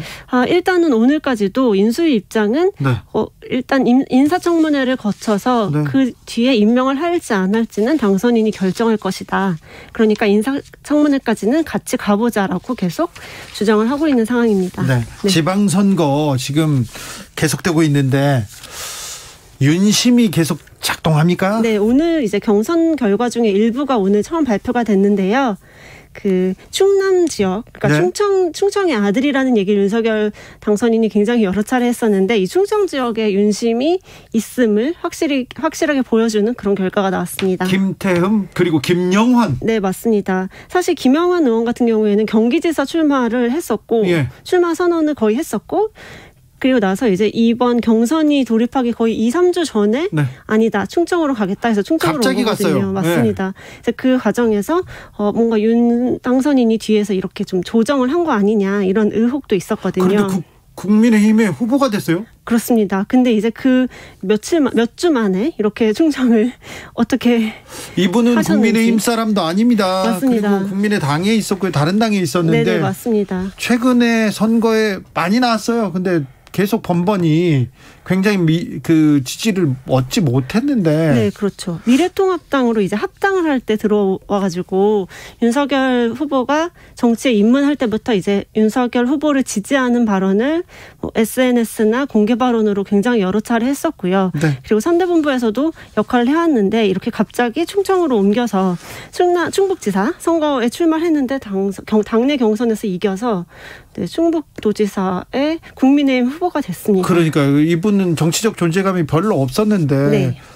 이재명 성남시장을 그리고 그 경기지사를 공격할 때 여배우하고 옆에서 네. 공격할 때 말고는 정치적 이렇게 중량감이 떨어졌던 분인데 갑자기 지금 충북지사 후보가 됐어요. 맞습니다. 경기 지역에서 주로 활동을 하셨기 때문에 뭔가 그 효과를 통해서 경기지사를 하려고 하다가 이제 김은혜 의원, 유승민 전 의원 등이 출마를 하니까 옮긴 거고요. 네. 그래서 이번에 이제 노영민 전 대통령 비서실장이랑 붙게 되었습니다. 네, 그러게요. 네, 두 분이 뭐 고등학교도 동문이고 대학교도 동문이라고 하더라고요. 예. 네, 청주고 연세대. 네네. 여기 충북은 또 청주고가 셉니다. 그런 것 같습니다. 네. 네. 다른 동네는요? 그리고 이제 대전이랑 세종도 이장우 전 의원, 최민호 전 총리 비서실장이 공천장을 받게 됐고요. 또 대구 같은 경우에 관심이 굉장히 많았었는데 오늘부터 여론조사 경선 시작해요. 네. 시작해서 3파전입니까? 네네 그렇습니다. 그러면 홍준표 의원이 좀 유리한 거 아닙니까? 현재 여론조사만 봤을 때는 홍준표 의원이 굉장히 앞서가고 있고 2, 3위가 이제 김재원 의원, 김재원 전 의원, 유영하 실장 이렇게 돼 있습니다. 그런데 이거 가산점 마이너스 이런 게 좀 있으니 또 그건 변수가 될 거예요. 네, 그것도 또 내일 이제 경기도 지사 후보 경선 결과도 내일 나오는데 거기도 이제 현역 의원의 마이너스 감점이 어떻게 영향을 줄지가 조금 되게 관건이 된 것 같습니다. 현역 의원은 마이너스입니까? 5%포인트를 받게 됩니다. 네. 대통령실 인선이 조만간 발표된다고요? 네, 맞습니다. 오늘 이제 장제원 비서실장이 대체적으로 대통령실을 2실 그리고 5수석 자리로 이렇게 만들겠다라는 취지의 발언을 했는데요. 네. 지금 현재는 3실 8수석 자리로 되어 있거든요. 네. 그걸 조금 축소하면서 대통령실을 슬림하게 가져가겠다는 윤석열 당선인 그런 기조를 살리겠다 이렇게 발표를 했습니다. 네. 좀 줄어드는군요. 네, 그렇습니다. 네. 사실 누가 오는지가 더 관건이 될 것 같은데요. 이 자리를 줄여도 자리에 포함되지 않는 분들이 영향력을 행사하실 수는 있으니까요. 예. 근데 지금까지 나온 인물들은 사실 특별하게 새로운 인물들은 없는 것 같고. 아무튼 이름이 불려봐야 알 건데 네, 청와대를 어떻게 꾸릴 건지. 귀추가 주목됩니다. 인수위는 요새 다른 분위기가 어떻습니까? 일단은 지금 인수위는 인선 아니면 정책 두 가지로 이제 구성이 되잖아요. 하는 네. 일들이요. 근데 정책 같은 경우에는 그 당선인이 취임식 이후에 발표하겠다라고 미뤄둔 게 상당히 많습니다. 그래서 그 기자들 입장에서는 뭔가 새 정부가 어떤 그림을 가지고 취임을 하는지에 대해서는 파악하기가 조금 어렵다 이런 이야기들이 많이 나오고 있습니다. 최근에는 아무튼 당선인은 인수위에 잘 안 와요. 당선인은 지금은 또 지방 행보를 하고 있기 때문에 오늘 안 왔습니다. 인수위하고 당선인 비서실하고 약간 좀 간극이 있는 거 아니냐 이런 얘기도 합니다. 그러니까 안철수 위원장을 중심으로 한 그 파트와 당선인실은 굉장히 또 소통이 그렇게 활발하게 되는 것 같지는 않고요. 그거는 네. 그 안철수 위원장이 인선 관련해서 보고를 뒤늦게 받았다라고 본인이 얘기했잖아요. 밝힌 것만 봐도 알 수 있는 그런 상황인 것 같고. 그리고 자리는 당선인 비서실에서 하는 거고. 네, 맞습니다. 정책 관련해서는 이제 안철수 위원장이 주무를 맡고 있는데 그것 또한 이제 사실 안철수 위원장이 대선에 직접 출마했을 때 내놨던 공약이랑은 조금 다른 결로 윤석열 스타일로 많이 가고 있다라고 해석이 되는 것 같습니다. 알겠습니다. 네. 기자들의 수다 한결의 김민아 기자였습니다. 감사합니다. 네, 감사합니다.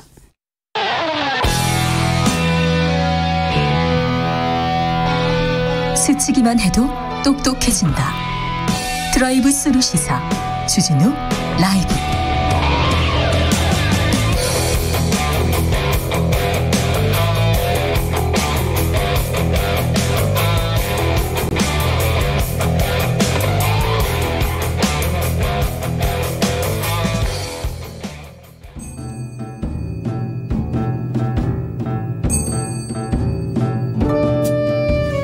태초에 철학이 있었다. 하늘과 땅 사이 쏟아지는 궁금증, 세상의 모든 질문 이제 철학으로 풀어보겠습니다. 철학 어렵다고요? 일단 맛이라도 봅시다. 철학의 맛.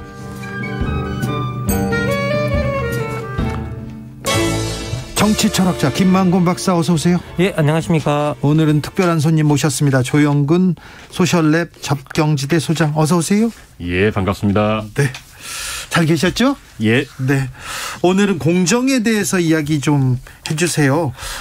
윤석열 정부 내각 후보자 이름이 계속 불리는데 검증의 잣대, 공정의 잣대. 지난번과 좀 어떻게 좀 비슷한 잣대를 맞춰야 되나 이런 얘기 나옵니다. 어떻게 보고 계십니까, 이 뉴스를?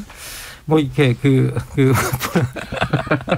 이게 제가 뭐 웃을 수밖에 없는데요. 네. 생각해 보면 저희 지금 당선자가 네. 지금 사실은 당선이 될 수 있었던 원동력이 사실은 조국 사태였고 네. 그때부터 시작된 내로남불하지 않겠다라는 어떤 그런 기치였고.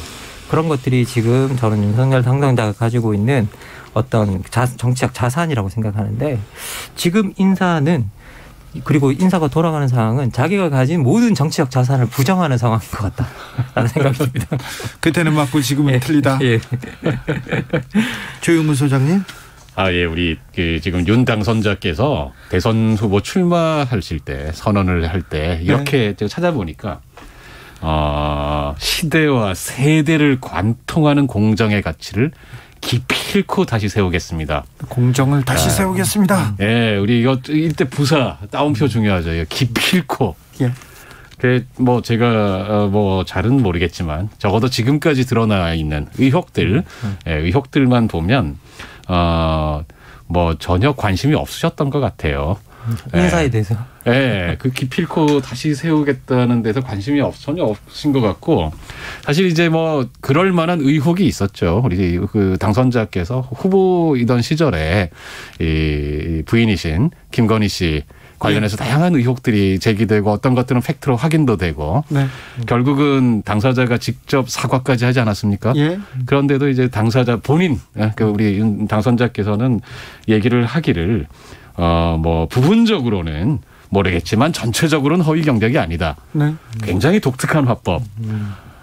이렇게 사용을 하신 전력도 있고, 그래서 좀 걱정을 했는데 초기부터 좀 너무 심하게 스스로 했던 약속을 좀 무너뜨리는 건 아닌가, 굉장히 걱정스럽습니다. 윤 당선인이 계속해서 공정과 상식을 계속 외치고 있는데요.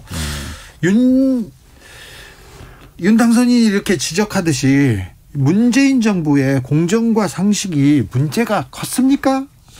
공정과 상식 이야기 나오면 많은 분들이 이제 실망스러웠다고 이야기하시는 부분은 많은데, 근데 실제 지표들은 좀 다르게 이야기하고 있습니다. 이게 국제 투명성 기구라고 해서 네. 국가 부패 인식 지수, 국가 청렴도 지수가 이제 꾸준히 발표가 되는데, 네. 여기서 보면 실제 우리나라 같은 경우에는 작년에 역대 최고 성적을 거뒀습니다. 32위였습니다. 아, 그래요? 예, 그리고 이게 문정부 5년 동안 계속 올랐습니다. 이게 실제로 계속 올라왔고요. 그리고 문정부 들어와서 우리나라가 처음으로 이 부패 인식 지수에서 60점을 넘었습니다. 이게 원래 100점 만점인데요. 계속 60점 아래였거든요. 네. 그런데 처음으로 60점을 넘어서 지표가 말하는 거를 보면 이게 뭐라고 해야 될까요? 좀 상황은 계속 나아져 왔다라고 이제 그렇게 이야기를 하고 있고. 지표는 나아졌는데. 근데 언론에서 그리고 또 정치권에서 계속해서 공정과 상식이 무너졌다, 내노남불이다 이렇게 얘기하잖아요. 예, 이제 그 부분 같은 경우에는 사실은 언론 여론전도 있는 것 같고요. 그리고 실제 이제 이렇게 투명성 지수 같은 것들이 개선되는 것들에 대해서 언론 보도가 활발했던 것 같지는 않습니다. 네. 예, 이런 것들은 또 이런 것들이 개선되는 지표가 나왔을 때 그걸 확실히 잘 알려준 것 같지는 않다라는 생각이 듭니다. 조영근 소장님. 네, 저는 조금 둘로 좀 나눠봤으면 좋겠어요. 아래하고 위로 둘로 좀 나눠봤으면 좋겠는데, 일단 하나는 우선 위를 보면 문재인 정부도 여전히 불공정했던 면들이 있었다고 생각합니다. 네. 뭐 우리 그 문재인 정부 시절에 많은 장관 후보자들이 사실은 그 인사 4대 원칙이었나요? 이런 사람들은 배제하겠다라고 약속을 했지만 원칙을 너무 엄격하게 세워놨어요. 네, 그 나중에 보면 예를 들면 위장 전입은 그냥 보통 사람들의 필수 덕목인가 봐. 이거 이 정도 하려면 막 이런 말이 나올 정도로. 아, 이게 위장 전입 이걸 따지는 게 그게 그렇게 중요한 잣대인가 이런 생각도 좀 들었어요. 네. 그래서 그런 것들도 그랬고, 그다음 또 하나는 예를 들면 좀 더 또 다른 문제지만 박근혜 대통령 전 대통령 사면이라든지 아니면은 이재용 삼성전자 부회장에 대한 가석방이라든지 힘센 사람들, 뭔가 정치적으로 이득이 있을 법한 사람들에게는 다른 종류의 법의 잣대를 적용하는 것 같다. 그거 지적해야 됩니다. 예. 그건 이런 것들이 있어서 보통 사람들의 감각에서 봤을 때, 야, 이 정부도 과연 공정한 정부인가? 하는 이런, 물론 조금 전에 말씀하셨던 계속 얘기 나오는 조국 전 법무부 장관 뭐 사태도 있었지만 이런 것들이 다 보이다 보면 여기도 역시 힘센 사람들 편 아닌가 이런 생각이 들게 하는 측면이 하나 있는데 다른 한 측면 좀 더 아래도 좀 보고 싶거든요. 그게 뭐냐면 우리가 이번 보통 사람들도 상당히 이거 공정하지 않은 거 아니야, 문제 있다라고 생각했던 것 중에 하나가 이를테면 비정규직의 정규직화 이런 거였잖아요. 거기 특히 청년들이 아니 나 열심히 공부하고 있는데 말이야. 공부 안 하고 그냥 공채 시험 없이 들어온 비정규직들을 정규직화하는 거 이거 불공정이다. 이런 한 축의 또 하나의 그 분노가 있었습니다. 사실은. 근데 사실 이것은 저는 그렇게 생각합니다. 방향 자체는 올바랐던 것이다. 비정규직의 정규직화 같은 일을 하는 사람들에게 너무 심하게 저희 차별을 했잖아요. 그런 점에서 저는 단지 시험 통과역으로 사람 차별하는 건 옳지 못했다. 다만 그걸 추진하는 과정상에서 예를 들면 일관성이 부족했다든지 전부 다 한다는 게 어떤 부분들 먼저 하고 또 아니 약간의 편법, 무기계약 직화라든지 이런 방식의 편법들이 동원되면서 비판받을 소지가 있었던 건 맞았는데 그거는 우리 사회가 좀 더 평등하고 고른 사회를 만드는 과정에서 기본적으로 옳은 방향이었다. 그래서 저는 좀 두 가지도 좀 나눠서 위하고 아래하고 좀 나눠서 볼 필요가 있지 않나. YJK님께서 능력의 기준이 고무줄 잣대였다. 할당 없이 능력으로 인선했다고 하는데 능력의 기준은 뭡니까? 박사님, 할당제는 어떻게 해야 됩니까? 저 같은 경우에는 저는 할당제는 있어야 된다고 저 개인적으로는 그렇게 생각합니다. 이제 많은 분들이 다 다를 거라고 생각하는데요. 많은 분들이 공정에 대해서 뭐라고 공정이 뭐냐라고 묻는다면 저는 그냥 같은 사안이고 관련자가 같은 형편이라면 누구에게나 동등한 기준으로 대한다. 이건데 문제는 뭐냐면 관련자가 같은 형편이 아닌 경우가 되게 많죠. 그러면 그 관련자가 같은 형편이 아닌 것들을 보정해주는 제도들이 필요하고 이제 그런 것들이 저희들이 할당제나 이런 것들로 나타나는데 이 할당제가 중요한 이유는 뭐냐면 직업시장이든 정치적 대표이든 거기서 소득과 목소리가 없으면 상황이 개선이 안 되거든요. 그래서 기본적으로 거기에 대해서 할당제를 해주는 건 좋은데 저는 오히려 할당제도 악용이 되어 왔다고 생각합니다. 솔직히 말하면 누구한테 30%를 할당해야 된다. 그러면 사회적 약자한테 20%를 할당해야 된다. 그러면 그 20%를 맥시멈으로 제한해서 그냥 그 이상 안 주는 방식으로 할당제가 전 악용되어 왔다고 생각하기 때문에 기본적으로 이렇게 우리가 개선하기 위해서 썼던 정책조차도 어떻게 보면 그걸 올바로 썼나라고 생각하면 저도 그거 잘 모르겠습니다. 지금 윤석열 정부에서는 우리는 지역 안배, 성별 안배, 나이 안배 안 한다. 안배 안 하고 능력만 본다. 이렇게 하면서 계속 이렇게 원칙을 이렇게 보이는데 이 인사 철학에 대해서는 어떻게 봅니까? 이게 어떤 청년들은 젊은 사람 안 쓰는 거 이거 능력만 보는 거야 이렇게 해서 또 찬성하는 남자들도 있답니다. 그것도 나름 신선한 관점이네요. 저도 빨리 나이가 들어야겠습니다. 빨리 나이가 들면 현명해지나 보죠. 능력이 있고. 이를 관통하는 철학은 뭘까요? 예를 들면 이제 우리가 한국 사회에서 우리가 생각해 볼 수 있는 여러 다양한 우리보다 먼저 앞서간 선진 사회들이 있잖아요. 어떤 면에서 우리가 배워야 되고 어떤 것은 본받지 말아야 되고 다양한 그런 선진사회 모델들이 있는데 이거 선진사회 모델들에서 공통적으로 나타나고 있는 것들 중에 하나는 우리 사회의 어떤 중요한 자리라든지 리더십이라든지 이런 것들이 다양할수록 우리에게 도움이 된다라는 거죠. 맞아요. 다양한 성별의 사람들, 예를 들면 남자와 여성이 다양한 게, 예를 들면 나이 많은 사람과 젊은 사람이 다양하게, 또 예를 들면 다인종 사회라면 인종이, 우리 한국 같은 지방이, 지역이 다양할수록 사실은 우리가 어떤 사람들이 예를 들면 동질적인 사람들이 모여 있는 것 지금 뭐 서호남, 서륙남 얘기 나와 있는데 서울대 나와서 60대 남자 잘 나가는 사람들만 모여 있으면 이분들이 과연 우리 사회의 다양한 그런 이해관계를 대변할 수 있을까? 그런 그렇죠. 생각을 해봐야죠. 그렇죠. 예. 기본적으로 뭐 그 부분은 명확하고요. 그리고 전 세계적인 추세를 우리가 들여다보면 전 세계적인 추세는 리더십이 계속 젊어지고 있습니다. 나이가 연령대가 떨어지고 있고요. 그리고 여러분도 아시겠지만 수많은 국가의 지금 리더들이 심지어 30대, 뭐 40대, 뭐 총리들 30대 총리도 많고요. 그리고 40대 총리들도 뭐 상당 뭐 대통령도 있고 뭐 그래서 기본적으로는 리더십이 계속 젊어지는 추세고 그리고 그래서 우리도 뭐 젊어져야 된다가 아니라 어떤 뭐 세대로 본다면 다양한 세대들이 정치 내에서 분포되어 있어야 되고 그리고 뭐 우리가 그 의회에도 그렇게 분포되어 있어야 되고 그리고 사회에서도 다양한 세대들이 다양한 위치에 그렇게 분포되어 있어야지 사회가 돌아가는 거지. 예, 조윤건 소장님께서 지적하신 그 다양성의 문제가 사실은 사회를 좀 더 효율적으로 돌리는 거다라는 것도 또 사실은 수많은 연구들이 그렇게 이야기하고 있습니다. 단지 다양성만 살려주는 게 아니다. 뭐 생물학자들이나 우리 진화 생물학 연구하는 사람들 그다음에 또 다양한 역사 연구자들 보여주면 너무 동질적인 사회는 사실은 필연적으로 활력을 잃고 퇴보하게 마련이죠. 네. 김태우님께서 단지 시험이라는 말은 정말 말도 안 되는 소리입니다. 시험 붙으려고 청년들 얼마나 울고 불고 괴롭고 고통받아서 합격하는 건데 사람 차별하면 안 되지만 노력의 대가는 차별하는 게 맞는 거죠. 이런 의견도 주셨습니다. 그 의견이 너무 옳은데도 이제 한마디만 드린다면 사람이 노력을 기울일 수 있는 게 시험만은 아니라는 거죠. 네. 그리고 평가할 수 있는 기준이 또 시험만은 아닙니다.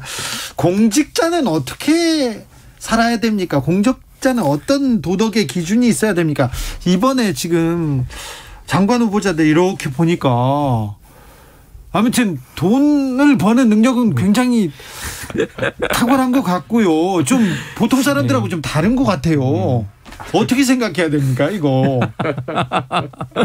뭐 공직자는 어떻게 살아야 되는가라고 물어보신다면 그건 너무 넓은 것 같고요. 예. 이번에 이렇게 우리가 장관을 임명한다든지 그럴 때는 뭐 우리가 전 명백하게 기준은 있는 것 같아요.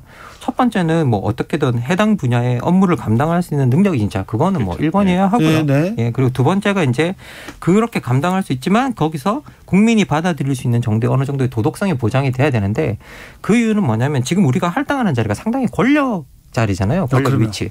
그럼 이건 남용하면 오용하면 위험해지는 자리이기 때문에 그것을 남용과 오용을 방지하기 위해서 그것을 하지 않을 만한 정도의 도덕성을 갖췄는가 안 갖췄는가는 명확하게 우리가 또 검증을 해야 되거든요. 어찌 보면 매우 중요한 가장 중요한 대목이기도 합니다.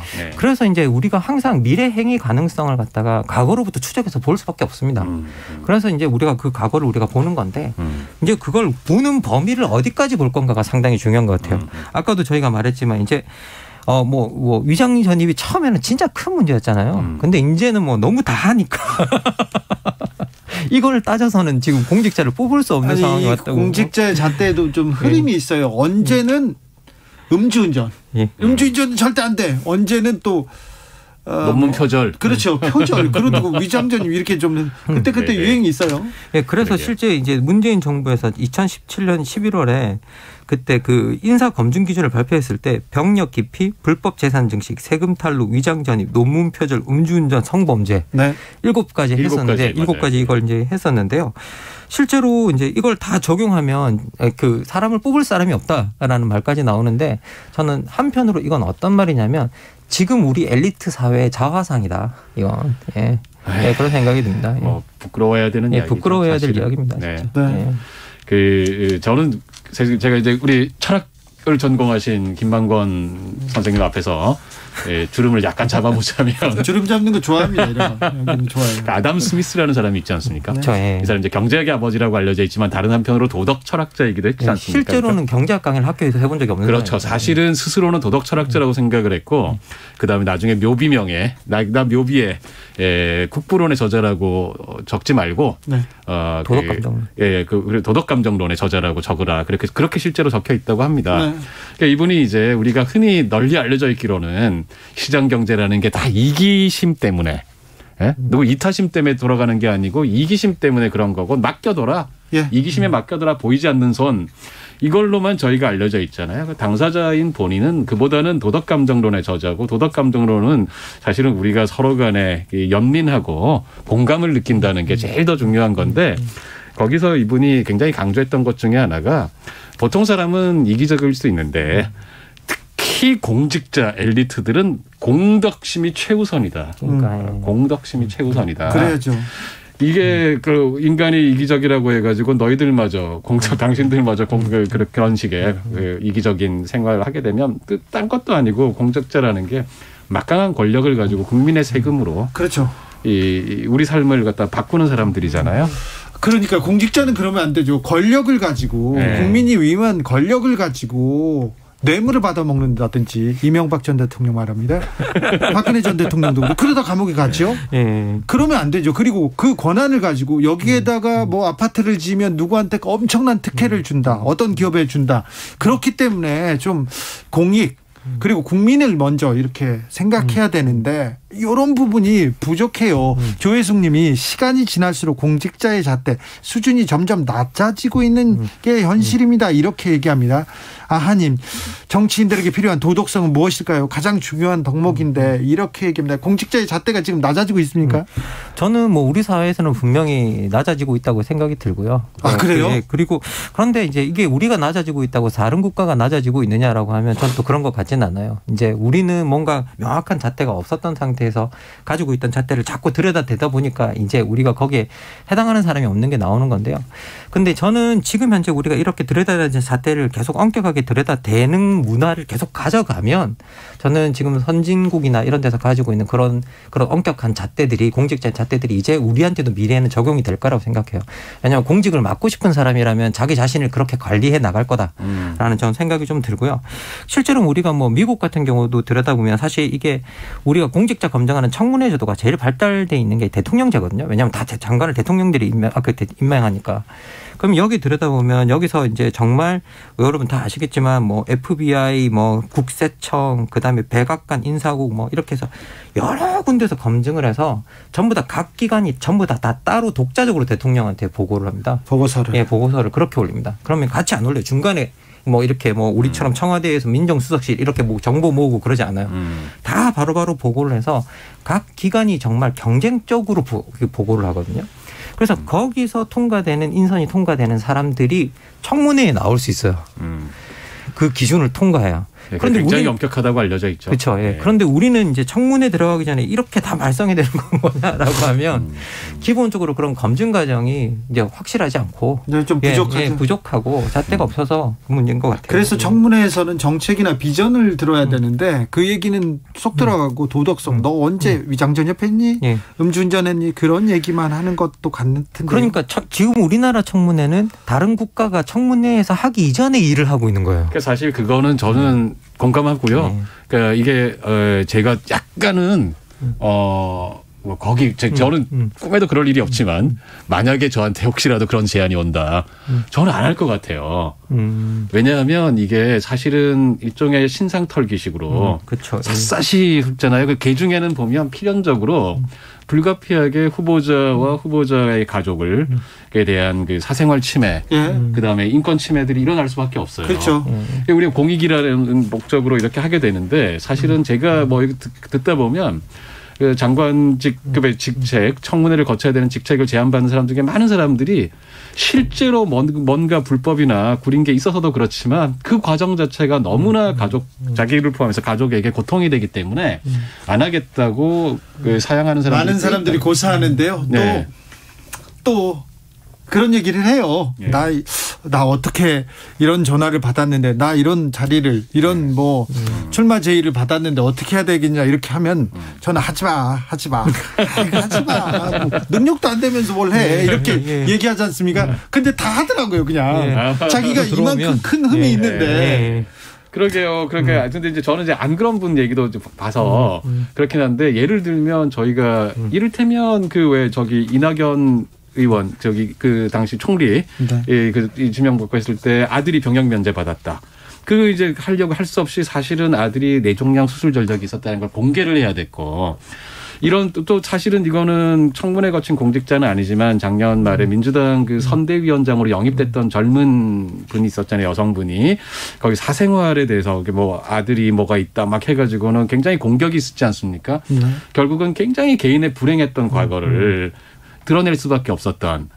그러고 난 다음에 다들 이제 미안해져가지고. 그거는 좀 안타까워였어요. 그렇죠. 굉장히 안타깝고 미안한 일이 되는데 이게 이제 우리가 사실은 검증해야 되는 건 맞는데 그 과정에서 일어나는 이런 부작용을 생각하면 사실은 이상적으로는 이런 공개된 청문회 이전에 그러니까요. 그런 것이 걸러지는 게 맞죠. 예, 맞는데 그거에 대해서 과연 얼마나 우리 국민들 눈높이에서 그렇게 했을 때 당신들이 제대로 할 거냐.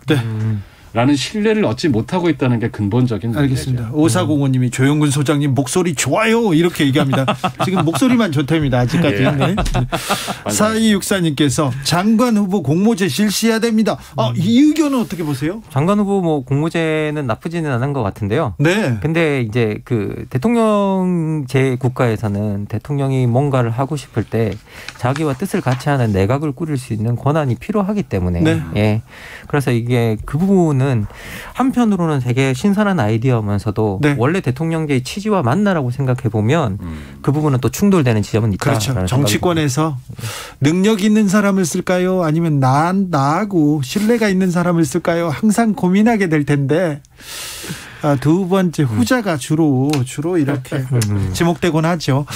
0013님 지명 연락을 받았을 때 본인이 자신의 행위를 돌아보고 양심에 걸리는 게 있으면 고사하고 등판하지 말아야 합니다. 그런데 양심에 걸려도 막 하더라고요. 일단 대구비면 다 끝난다고. 아니 지금 저질은 이거 어떻게 할 거야 이렇게 물어봐도 하더라고요. 아니 뭐 그리고 이제 공직자들이 이번처럼 뭐 이렇게 장관들이 뭐 10명씩 이렇게 지명되면 그 중에 누구 하나가 이제 크게 걸리면 나머지는 그냥 건너서 가버리니까 자기가 그 케이스에 걸리기 바라고도 나올 수 있죠. 지금 장관 후보자들이 막 웃고 있어요. 민주당에서 지금 공천에서 잡음 나오고 검찰개혁 얘기를 하니까 자기네들 뉴스가 다 사라졌다고 후보자들이 지금 해피해한답니다. 공정사회로 가려면 어떻게 할까요? 공직자들은 어떻게 해야 될까요? 결정적인 한마디로 정리해 주십시오. 그냥 저는 이렇게 말씀드리고 싶습니다. 이게 이해 충돌이 있는 일은 하지 마라. 그렇죠. 그만해야 되는데. 네. 자, 조영근 소장님. 아니 제가 준비한 이야기. 진짜. 그래요? 예. 저는 그러면 약간 그 말씀 보완하겠습니다. 네. 작년에 아마 4월이었나요? 이해충돌 방지법이 통과가 됐죠. 네. 사실 그 이전까지는 그런 문제 있어도 사실 대충 잘 넘어가고 그랬는데 지금까지는 그랬어요. 네, 이제는 법도 생겼고 그랬으면 정말 공직에 있는 분들, 공직에 뜻이 있는 분들은 그런 짓 하면 안 됩니다. 네. 그러면 안 됩니다. 네. 김만곤 박사님, 조영근 소장님 오늘 감사합니다. 네, 고맙습니다. 감사합니다. 목소리 좋았답니다. 고맙습니다. 네, 내용도 좋았습니다. 얼굴만 감사합니다. 잘생겨주면 되는데. 네. 주진우 라이브 여기서 인사드리겠습니다. 오늘 돌발 퀴즈의 정답은 ILO였습니다. ILO. 저는 내일 오후 5시 5분에 돌아올게요. 지금까지 주진우였습니다.